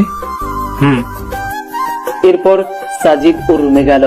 একে একে সবাই এসে জিজ্ঞেস করতেছে স্যারের শরীর কেমন আছে। এই যে মিস্টার স্যার, কি? লাঞ্চের সময় হয়েছে, চলেন। এখন না, তোমরা যাও, আমি পরে আসতেছি। না, এখনই চলেন, বেশি কথা বলবেন না। ওকে চলো। তুমি তো আবার যে রাগী। রাগের তো কিছুই দেখেননি এখনো। আমার মা বাবা আর আমার ডিএফ জানে আমি কেমন রাগী। হইছে, চলেন। এরপর খাওয়া শেষে আবার চলে আসে কাজে। ভাইয়া চলো এখন। আর একটু কাজ করে যাই। না, এখন চলো। আজব, যাবোটা কোথায়? কেন? আমার খালামনির বাসায়। আবার যাব কেন? আমি তো সুস্থ এখন। সুস্থ মানে যদি রাতে আবার আসে? আমি যাইতে বলছি, চলো। আহ, এই দুই বোন জীবনটারে তেজপাতা বানাবে। ধরে নাও তাই, চলো এখন। কি আর করার, আবার গেলাম তাদের বাসায়। এবার আর সেবা না, এবার খাইয়ে 12টা বাজিয়ে রুমে পাঠাই দিছে। এই যে মিস্টার স্যার, কি অবস্থা? এই তো ভালোই। আচ্ছা, আমার একটা কথার উত্তর দিবেন? বলো। আচ্ছা, এই বয়সে আপনাকে স্যার বানাইছে কে? শোনো, টাকা আর নাম হলে নিজের বাবাও স্যার ডাকে। বুঝলাম। আচ্ছা, পড়ছেন কতদূর পর্যন্ত? তুমি যতদূর পড়ছো আমিও তেমনটাই। তাহলে সাবজেক্ট কি? তোমারটাই। এবার বলেন, ভার্সিটিও আমারটাই। কারেক্ট। তাহলে দেখি নাই কেন? সামনে যাই নাই তাই। ওয়েট, আপনি কি আমাকে আগে থেকে চেনেন নাকি? কি মনে হয় তোমার? না, প্রথম দিন যে প্রশ্ন করছেন তার জন্য কনফিউশনে ছিলাম, আর এখন শিওর হলাম। শিওর হওয়া ভালো। ঘুমান এখন। Good night. এরপর চলে গেল যে যার রুমে আর সোজা হারিয়ে গেল ঘুমের দেশে। পরদিন আবার অফিস। সাজিদ একটু কাজে অফিসের বাইরে যায়, আর তখনই তার নামে একটা কুরিয়ার আসে। অফিসের চেয়ারম্যান আছেন কি? না, উনি তো বাইরে গেল, আমাকে দিয়ে দেন। দিয়ে দিব এখন। ওকে, এখানে একটা সাইন দেন। আচ্ছা। এরপর কুরিয়ার দিয়ে চলে যায়। মা, কুরিয়ারটা রাখো। মা, কুরিয়ারটা রাখো তো, তোমাদের কাছে সাজিদ মনে হয় লাঞ্চের সময় আসবে। আমি আবার বাসায় যাব তাড়াতাড়ি। ও, তোমাদের সাথে লাঞ্চ করলে দিয়ে দিও। ওকে চাচা, দেন। না, কুরিয়ারটা নিয়ে কেবিন রাখলো, আর তখনই নীলার চোখে পড়লো। কিরে এটা? স্যারের কুরিয়ার। এরপর হাতে নিয়ে দেখতে লাগলো। হঠাৎ চোখ আটকে গেল ইমরান নামের জায়গায়। তানহা, এদিকে দেখতো। কি? স্যারের নাম আসছে, তাহলে ইমরান নাম আসলো কই থেকে? হতে পারে স্যারের আরেকটা নাম ইমরান। এরা নিশ্চয়। আরে স্যার আসলে এখন জিজ্ঞেস করব। একটু পর সাজিদ এসে লাঞ্চ শেষ করে নিজের রুমে গেল। কুরিয়ারটা আমাকে দে তো তানহা। কেন? আমি দিয়ে আসতেছি স্যারকে। ওকে। স্যার, আসবো? আসো। এই নেন আপনার কুরিয়ার। ও, এটা এসে গেছে, দাও। স্যার ওয়েট, এটা কি? আর আমাদের কেন বলেন আপনার নাম সাজিদ? ও, এটা বলতে ভুলে গেছি। আমার শুধু একটা কথার উত্তর দেবেন। কি কথা? শুধু সত্যি করে বলবেন আপনি আমার সেই ইমরান কিনা। পৃথিবীতে কি একটা ইমরান? স্যার, আমার প্রশ্নের উত্তর এটা না। যদি সত্যি বলি তখন কি হবে, আর মিথ্যা বললে তখন? সেটা পরে দেখতে পাবেন। বলেন এখন প্লিজ, হাত জোর করে রিকোয়েস্ট করতেছি, প্লিজ সত্যিটা বলবেন। আমি ইমরান। এটা বলতে দেরি আর গালে থাপ্পড় পড়তে দেরি না। এরকমটা না করলেও পারতেন। আপনি আর কখনো আমার সাথে কথা বলবেন না। আমি কালকেই চাকরিটা ছেড়ে দেব। এটা বলেই নীলা কেঁদে চলে গেল। ভাগ্যিস রুমের ভেতর থাপ্পড় দিছে, তাই কেউ দেখেনি। ইমরান দাঁড়িয়ে আছে। কি ভাবলো আর কি হয়ে গেল? ভাবলো নীলা কাছে টেনে নিবে, কিন্তু তা না, উল্টা আর দূরে গেল। আমার না বলাটাই ভালো ছিল। ভাইয়া কি হয়েছে? নীলা এভাবে গেল কেন? সব বলে দিছি, বাকিটা তুমি বলিও। আর রাগ বেশি, তা তো জানোই। আস্তে আস্তে সব ঠিক হবে। আল্লাহ, কি যে ঠিক হবে তুমি ভালো জানো। যে মেয়েটা নীলা বাসায় এসে দরজা লাগিয়ে শুরু করে দিল কান্না। এটা কষ্টের কান্না নাকি খুশির কান্না তা সে নিজেও জানে না। হতে পারে কষ্টের, আবার হতে পারে খুশির। এতদিন ধরে যাকে খুঁজে আসতেছে তাকে পেয়েছে আজ, খুশি তো হবেই। আর ইমরান এতদিন আশেপাশে থেকেও কোনোদিন পরিচয় দেওয়ার প্রয়োজন মনে করেনি। এটা ভেবে হয়তো কষ্ট পেতে পারে। মানুষের জীবন যে কখন কি হয় বলা কঠিন। কি রে মা, দরজা খুলতো, শুনি কি হয়েছে। আমাকে বলবি না তুই? তুই বলতি না আমি তোর বেস্ট ফ্রেন্ড, আর আজ আমাকে বলবি না? নীলা আর থাকতে না পেরে দরজা খুলে আবার কান্না শুরু করে দেয়। তবে এবার তার মাকে জড়িয়ে ধরে। আরে পাগলি মেয়ে, এরকম করে কেউ কাঁদে নাকি? কি হয়েছে সেটা তো বলবি। ইমরানকে পেয়েছি মা। কি? কোথায় সে? থাপ্পড় মেরে চলে এসেছি। ও মা, কেন? আমার সামনেই ছিল এত বছর, কিন্তু পরিচয় দেয়নি কখনো, তাই। দেখো দেখি মেয়ের কাণ্ড। তা কে সে যে তোর সামনে থেকেও পরিচয় লুকিয়েছে? আমার অফিসের বস কুত্তাটা আছে না, ওটাই হয়। ও মা গো, এতদিন সাজিদ নামে ছিল? আরে মা, ওইটা আমার ভার্সিটিতে আমার সাবজেক্টেই ছিল, আমাকে চিনতো ভালো করে। আচ্ছা, তুই তাকে চিনলি না কেন? ও কি আর আগের ইমরান আছে মা? আগে চশমা পরতো, ঢিলে পোশাক পরতো, পায়ে জুতা কম দামি ছিল, চুলগুলো একদিকে রাখতো, তেল দিত চুলে। কিন্তু এখন সব তো চেঞ্জ, এমন ড্রেস পরে যা কল্পনার বাইরে। চশমাটাও নেই, জুতো তো কম দামি নেই, মুখের গঠনটাও চেঞ্জ করে ফেলছে গরুটা। বুঝলাম। তা এই জ্বরের মাঝে ছেলেটাকে থাপ্পড় মারা কি ঠিক হয়েছে? যদি জ্বর আসে আবার? আসলে আসবে। আমার একটা প্ল্যান আছে। কি প্ল্যান? ও তোকে কষ্ট দিয়েছে না, ওকে শাস্তি দেওয়া দরকার। কিভাবে? ওকে ইগনোর করে চলবি সব সময়, আর ওর রিয়াকশন দেখবি। তবে মা, একটা জিনিস বুঝলাম না, ছেলেটা এতটা চেঞ্জই হলো কি করে? আর যার কিছু ছিল না সে আজ কিনা সফটওয়্যার কোম্পানির মালিক। শোন, মানুষের মনে যদি ইচ্ছে থাকে আর যদি সে কঠোর পরিশ্রম করে তাহলে সব সম্ভব। হয়েছে, অনেক কেঁদেছিস, এখনই খাবি। এখন মজা করার সময়, কষ্ট পাওয়ার সময় না। এতদিন তো কষ্ট পেলি, এখন না হয় একটু মজা নে। তবে মা, আমি বুঝি না খ্যাতটা এরকম হলো কিভাবে। ওই যে ইচ্ছে শক্তি। এখন খাবি, চল তো। এরপর নীলা খেয়ে টিভি রুমে গিয়ে টিভি দেখতে থাকে। টিভি দেখা শেষ হলে আবার ঘুরে নিয়ে ছাদে চলে যায়। আসলে বিকেল বেলাটা ঘুরে উড়াতে বেশ ভালোই লাগে নীলা। মামুনি, নীলা কই? এতক্ষণে তানহাও এসে গেছে। উপরে আছে, দেখ গিয়ে। শোন শোন, খেয়ে যা আগে। দাঁড়াও, আসতেছি। কি রে নীলা, ওরকম করে আসলি কেন? কেন, কি হয়েছে? ভাইয়া কি ভাবছে বলতো? যা ভাবার ভাবুক, তাতে আমার কি? তোর কি মানে? যাকে খুঁজতেছিস সে আজ সামনে তো বলতেছিস, তাতে আমার কি? শোন, ওই কুত্তার কথা ভুলেও বলবি না। উনি শুধু আমার বস, অন্য কিছু না। বুঝলাম। খাবো, চল। ওকে এরপর নিয়ে এসে খেয়ে আবার মনোযোগ দেয় ঘুরে উড়ানো। আচ্ছা নীলা, তুই ইমরানকে পেয়েও থাপ্পড় দিয়ে চলে এসেছিস, এখানে আবার মনের সুখে ঘুরে উড়াচ্ছিস। তোর কি খারাপ লাগছে না একটু? না তো, তুই দেখে বুঝতেছিস না? গুড। ঘুরে উড়িয়ে সন্ধ্যায় রুমে আসে। একটু পর ফোন আসে। হ্যালো, আসসালামু আলাইকুম। ওয়ালাইকুম আসসালাম। কে আপনি? কণ্ঠ শুনেও বোঝো না, নাকি না বোঝার ভান করতেছো? ধরে নেন একটা। আমার দোষটা তো বলবা। কোনো দোষ নাই আপনার। আপনি তো আর আমার সেই খ্যাত ইমরান না। ফোন রাখেন, কাজ আছে, বাই। ধ্যাত, দিল ফোনটা কেটে। পরদিন অফিস গেলে নীলাকে ডেকে পাঠায় ইমরান। স্যার, আসবো? আসো। এরপর নীলা আসতেই সোজা গিয়ে ওর হাতটা ধরে ক্ষমা চায়। কিন্তু নীলা এত সহজে ছাড় দেওয়ার মতো মানুষ না। দেখুন স্যার, বস বসের মতো থাকুন। বেশি কিছু করলে আমি কিন্তু ভুলে যাব যে আপনি আমার বস। কি বেশি করলাম আমি? হাত ছাড়বেন কি না? না। আজকের চরটা একটু বেশি লাগছে। স্পষ্ট 4টা আঙ্গুলের দাগ বোঝা যাচ্ছে। চর খেয়ে ইমরান হাত ছেড়ে দিয়ে চোখ মুছল। নীলা আর সেখানে না থেকে চলে গেল নিজের কাজে। ইমরান আর লাঞ্চের সময় বাইরে যায়নি।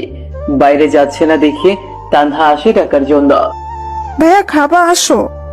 তুমি যাও, আমার ক্ষুধা নেই। টেবিলে হেলান দিয়ে। আরে আসো না। তুমি যাবে এখান থেকে? দেখলি ছেলেটা খেতেও আসলো না। তো আমি কি করব? যার ইচ্ছা হবে খাবে, না হলে খাবে না। আমার না মাঝে মাঝে অবাক লাগে, এই জন্যই বুঝি এত খুঁজেছিস। এই তো বুঝছিস। এরপর অফিস শেষ হলে সবাই বাসায় চলে যায়, কিন্তু ইমরান এখনো অফিসে। বাবা বাসায় যাবা না? হ্যাঁ চাচা, শরীরটা ভালো ঠেকছে না, একটা রিক্সা ডেকে দেন তো। আচ্ছা। এরপর রিক্সা আসলে ইমরান সোজা ডাক্তারের কাছে গিয়ে জ্বরের ঔষধ নেয়। কেন জানি ওর মনে হচ্ছে জ্বর আসবে, আর তার ধারণাও ঠিক রাতে জ্বর আসে। হয়তো মায়ের জন্যই জ্বরের চোটে আজ অজ্ঞান হয়ে যায়। পরদিন সবাইকে অফিসে দেখা গেলেও ইমরান নেই। সবাই পিয়নকে জিজ্ঞেস করতেছে বস কই, কিন্তু তিনি আর কি বলবেন, নিজেও তো জানেন না। তিনি সবাইকে বলল যে যাওয়ার সময় সাজিদ বলেছিল তার নাকি শরীরটা খারাপ। এর বেশি জানি না আমি। সকাল থেকে ফোন দিচ্ছি কিন্তু উঠাচ্ছে না ফোন। নীলা চল, ভাইয়ার বাসায় যাব। কাহিনী বাদ দিয়ে চুপচাপ কাজ কর। আমার কথা তোর কাছে কাহিনী মনে হয়? ভালোই তো বদলে গেলি তুই নীলা। পরশু পর্যন্ত ঠিকই খুঁজছিলি, আর এখন আসলেই তুই বুঝাতে চাচ্ছিসটা কি? হ্যাঁ কিছুই না। ভালো। ফোন করেই যাচ্ছে কিন্তু কোনো খবর নেই। এভাবে একটা দিন চলে যায়। পরের দিন আবার অফিসে বস নেই। চাচা আজকেও কি স্যার আসবে না? না, ফোনটাও বন্ধ, হয়তো কোনো কাজে বাইরে গেছে। সময় হলে চলে আসবে। আর আজ সকালে ছুটির 1টার পর হবে। নীলা আমার কাছে ভালো ঠেকছে না রে, কাজে গেলে কেউ ফোন অফ করে না। আমি গেলাম, তুই আসলে আয়, না হলে থাক। তুই তোর ইমরানকে হারাতে পারিস, কিন্তু আমি একটা ভাই পাইছি, তাকে হারাতে পারবো না। দাঁড়া, আমিও যাব, দেখি তোর ভাই কোথায় লুকিয়ে আছে। এরপর দুজন সোজা চলে যায় ইমরানের বাসায়, কিন্তু ইমরান থাকলে তো দেখা পাবে। হ্যালো চাচা, স্যারের বাসায় তো তালা দেওয়া। স্যার কোথায় দয়া করে বলবেন প্লিজ? আসলে চাচা প্লিজ সত্যিটা বলেন। হাসপাতালে। মানে ওখানে কেন? অসুস্থ অনেক, তাই বাসায় দেখাশোনা করে কেউ নাই, তাই আজ সকালে হাসপাতালে ভর্তি করাইছি। কোন জায়গায়? ল্যাব এইডে আছে এখন। আচ্ছা। কি হলো, কোথায় এখন? হাসপাতালে। হোয়াট? এটাই তো চাইছিলি তাই না? চল। কোথায়? যে হসপিটালে আছে সেখানে। ওকে। এরপর তারা সোজা চলে যায় হাসপাতালে। অফিসের লোকের কাছে কেবিন নাম্বার নিয়ে চলে যায় তার কাছে। দেখ কত ভালোভাবে শুয়ে আছে। শুয়ে আছে না, ঘুমের ওষুধ দিছি। এরপর তানহা মাথায় হাত দিল, আর নীলার হাতটাও নিয়ে গিয়ে দিল মাথায়। দেখলি কিরকম জ্বর? এসব তোর জন্যই হয়েছে। কি মাইটটাই না দিছিস আল্লাহ। আচ্ছা তোর রুমালটা দে, এর মাথাটা ঠান্ডা করি পট্টি দিয়ে। হঠাৎ মাথায় ঠান্ডা অনুভব হয়। কিছুক্ষণ পর ঘুম ভেঙে যায় ইমরানের, কিন্তু কেন জানি চোখ খুলতে পারছে না। পারবেই বা কি করে? নীলার এক হাত তো তার চোখে। হঠাৎ কারো কণ্ঠ শুনে জোরে উঠে পড়ে ইমরান। নীলা আবার টেনে নামায় নিচে। তোমরা এখানে কেন, কোনো সমস্যা? আসলে সমস্যা, তবে আমার না তোমার। আমাকে তো সহ্য করতে পারো না। চুপচাপ শুয়ে থাকেন, কথা বললে দিব একটা বসিয়ে। ওই তোমার সমস্যা কি? কথায় কথায় শুধু মায়ের আর মায়ের। তোমাকে এখানে কেউ আসতে বলছে কষ্ট করে? হ্যাঁ আসলা কেন? তাও মগের মূল্য পাইছো। ইচ্ছা হলে মারবা, ইচ্ছা হলে চলে যাবা। তোমার হিসেবে আমি কি কষ্ট পাইনি 6 বছর? আরে তুমি তো বাবার হোটেলে ছিলা, বুঝবা কি? আমি হারে হারে বুঝেছি জীবনটা আসলে কি। প্রতিটা সময় গেছে এই সমাজের লোকদের সাথে যুদ্ধ করে নিজেকে তাদের সমতুল্য করে তুলতে। তারপর তোমাকে ভুলিনি। মেয়েরা না ছেলেদের স্মার্টনেসকে ভালোবাসে, টাকা পয়সা ভালোবাসে, অন্য কিছু না। তোমার কি মনে হয় আমি এতদিনে প্রপোজাল পাইনি? আরে তোমার সামনেই তো তোমার বোন সেদিন প্রপোজ করছে, আর বাকিগুলো না হয় নাই বললাম। তারপরও কারোর সাথে প্রেমে জড়াইনি, কারণ একটাই, তোমাকে ভালোবাসি। প্রতিটা দিন কাছ থেকে না হলেও দূর থেকে দেখেছি। আমারও ইচ্ছা ছিল তোমার কাছে যাওয়া, কথা বলা, কিন্তু পারিনি। আগে প্রতিষ্ঠিত হতে চেয়েছি, আর তুমি ভাবো যে শুধু তুমি কষ্ট পাইছো। বাবা, স্যারের দিকে মুখ দিয়ে বুলেটও বার হয়। স্যার এখন এখান থেকে আমার বাড়ি চলেন। কেন? একদিন ট্রিটমেন্ট না করেই জ্বর হাইয়ে উঠছে। আরো যদি এখন ট্রিটমেন্ট ছেড়ে দেই তখন তো জ্বরের টেম্পারেচার বেড়ে পার হয়ে চলে যাবে। হয়েছে, আমাকে নিয়ে ভাবতে হবে না। 6 বছর যাকে নিয়ে ভাবলাম তাকে এত তাড়াতাড়ি কেমনে ভুলি? ভালো। যাবেন কি এখন? না। আরে আরে নীলা, ছেলেটার জ্বর রে। আঙুল বাঁকা না করলে ঘি ওঠে না রে। কি এখন যাবেন তো স্যার? ইমরান কিছু না বলে চুপ করে আছে। এই যে স্যার, উঠবেন কি এখন? হুম। এরপর হাসপাতাল থেকে তারা চলে গেল তাদের বাসায়। কি বাবা, কেমন আছো? এই তো একটু অসুস্থ আন্টি।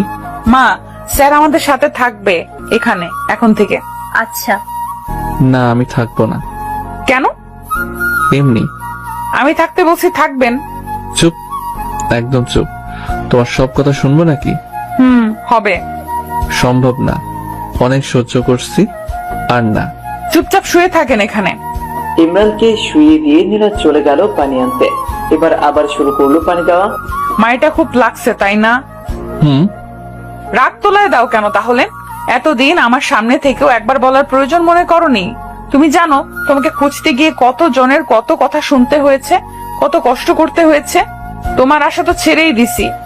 আমি শুধু আল্লাহর কাছে বলছি, আল্লাহ প্লিজ একবার ইমরানের সাথে একটা বার দেখা করার সুযোগ দিও। আর কিচ্ছু চাই না। আমাকে বললে কি এমন ক্ষতি হতো তোমার, বলো? কিছুই না, আগে নিজেকে চেঞ্জ করতে চেয়েছি। তুমি তো বলেছো চুল না কাটলে, শার্ট জুতা না পাল্টালে তোমার সামনে না আসি, তাই আসি নাই।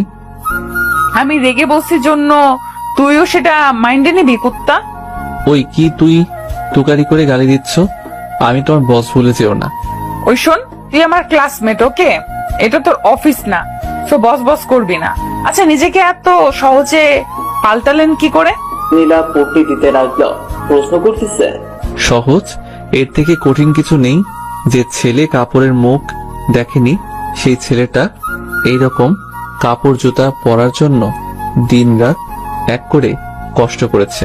দিনে প্রাইভেট আর রাতে পার্ট টাইম জব। জানো, ভার্সিটি লাইফে শুধু ভাবতাম কোন দিন শুক্রবার আসবে আর কোন দিন আমি শান্তি মতো একটু ঘুমাবো, কারণ শুক্রবার ছাড়া অন্য কোনো দিন ঘুমানোর সময় পাইতাম না। তো পাল্টাতে কে বলেছে? আর কে বলছে এত কষ্ট করতে? কেউ বলেনি, শুধু খ্যাতনামটা নিজেকে খুব কষ্ট দিত। সামান্য কলেজে যতবার শুনেছি, না জানি এরকম থাকলে ভার্সিটিতে কতবার শুনতে হবে। এটা ভাবতেই শরীরটা শিউরে ওঠে। তাই চিন্তা করেছি, যদি চান্স পাই নিজেকে বদলাতে পারলে যাবই না ভার্সিটিতে। সব বুঝলাম। আর এই কোম্পানিটা, এটা কিভাবে সম্ভব? এটা এক বড় ভাইয়ের সহযোগিতাই করেছি। ও, এখন ঘুমান, আমি মাথায় তেল দিয়ে দিই। না থাক, লাগবে না। একটা কথা বলবো? এত বছর অনেক কষ্ট দিচ্ছেন, অনেক কাঁদাইছেন। প্লিজ হাত জোর করে বলি, আর কষ্ট দিয়েন না। একবার হারাইছি আপনাকে, আর হারাতে চাই না। প্লিজ যা করতে চাই করতে দেন। আর আমি রেগে গিয়ে কিছু বললে বা করলে সেটা মনে নিয়েন না। রেগে গিয়ে মারবা? আমি সহ্য করব নাকি? পরে আপনিও মারবেন, তাহলেই তো হয়। এখন যা করতে চাচ্ছি করতে দেন। ওকে। মানুষের জ্বর হলে মাথায় পট্টি দেওয়া, তেল দেওয়া মতো কেউ থাকলে আর কিছু লাগেই না। আর যাদের কেউ নেই তাদের অবস্থা আমার মতো। পুকুর পাড়ে বসে থাকা, মাঝে মাঝে বমি করার মতো অবস্থা হয়। একবার আমার জ্বর হয়েছিল, বমি করছিলাম যখন, তখন মা এসে আবার মাথার 2 সাইড চেপে ধরছিল। সত্যি এরকম ভালো যে জ্বরের মাঝে লাগে তা কখনো জানা ছিল না।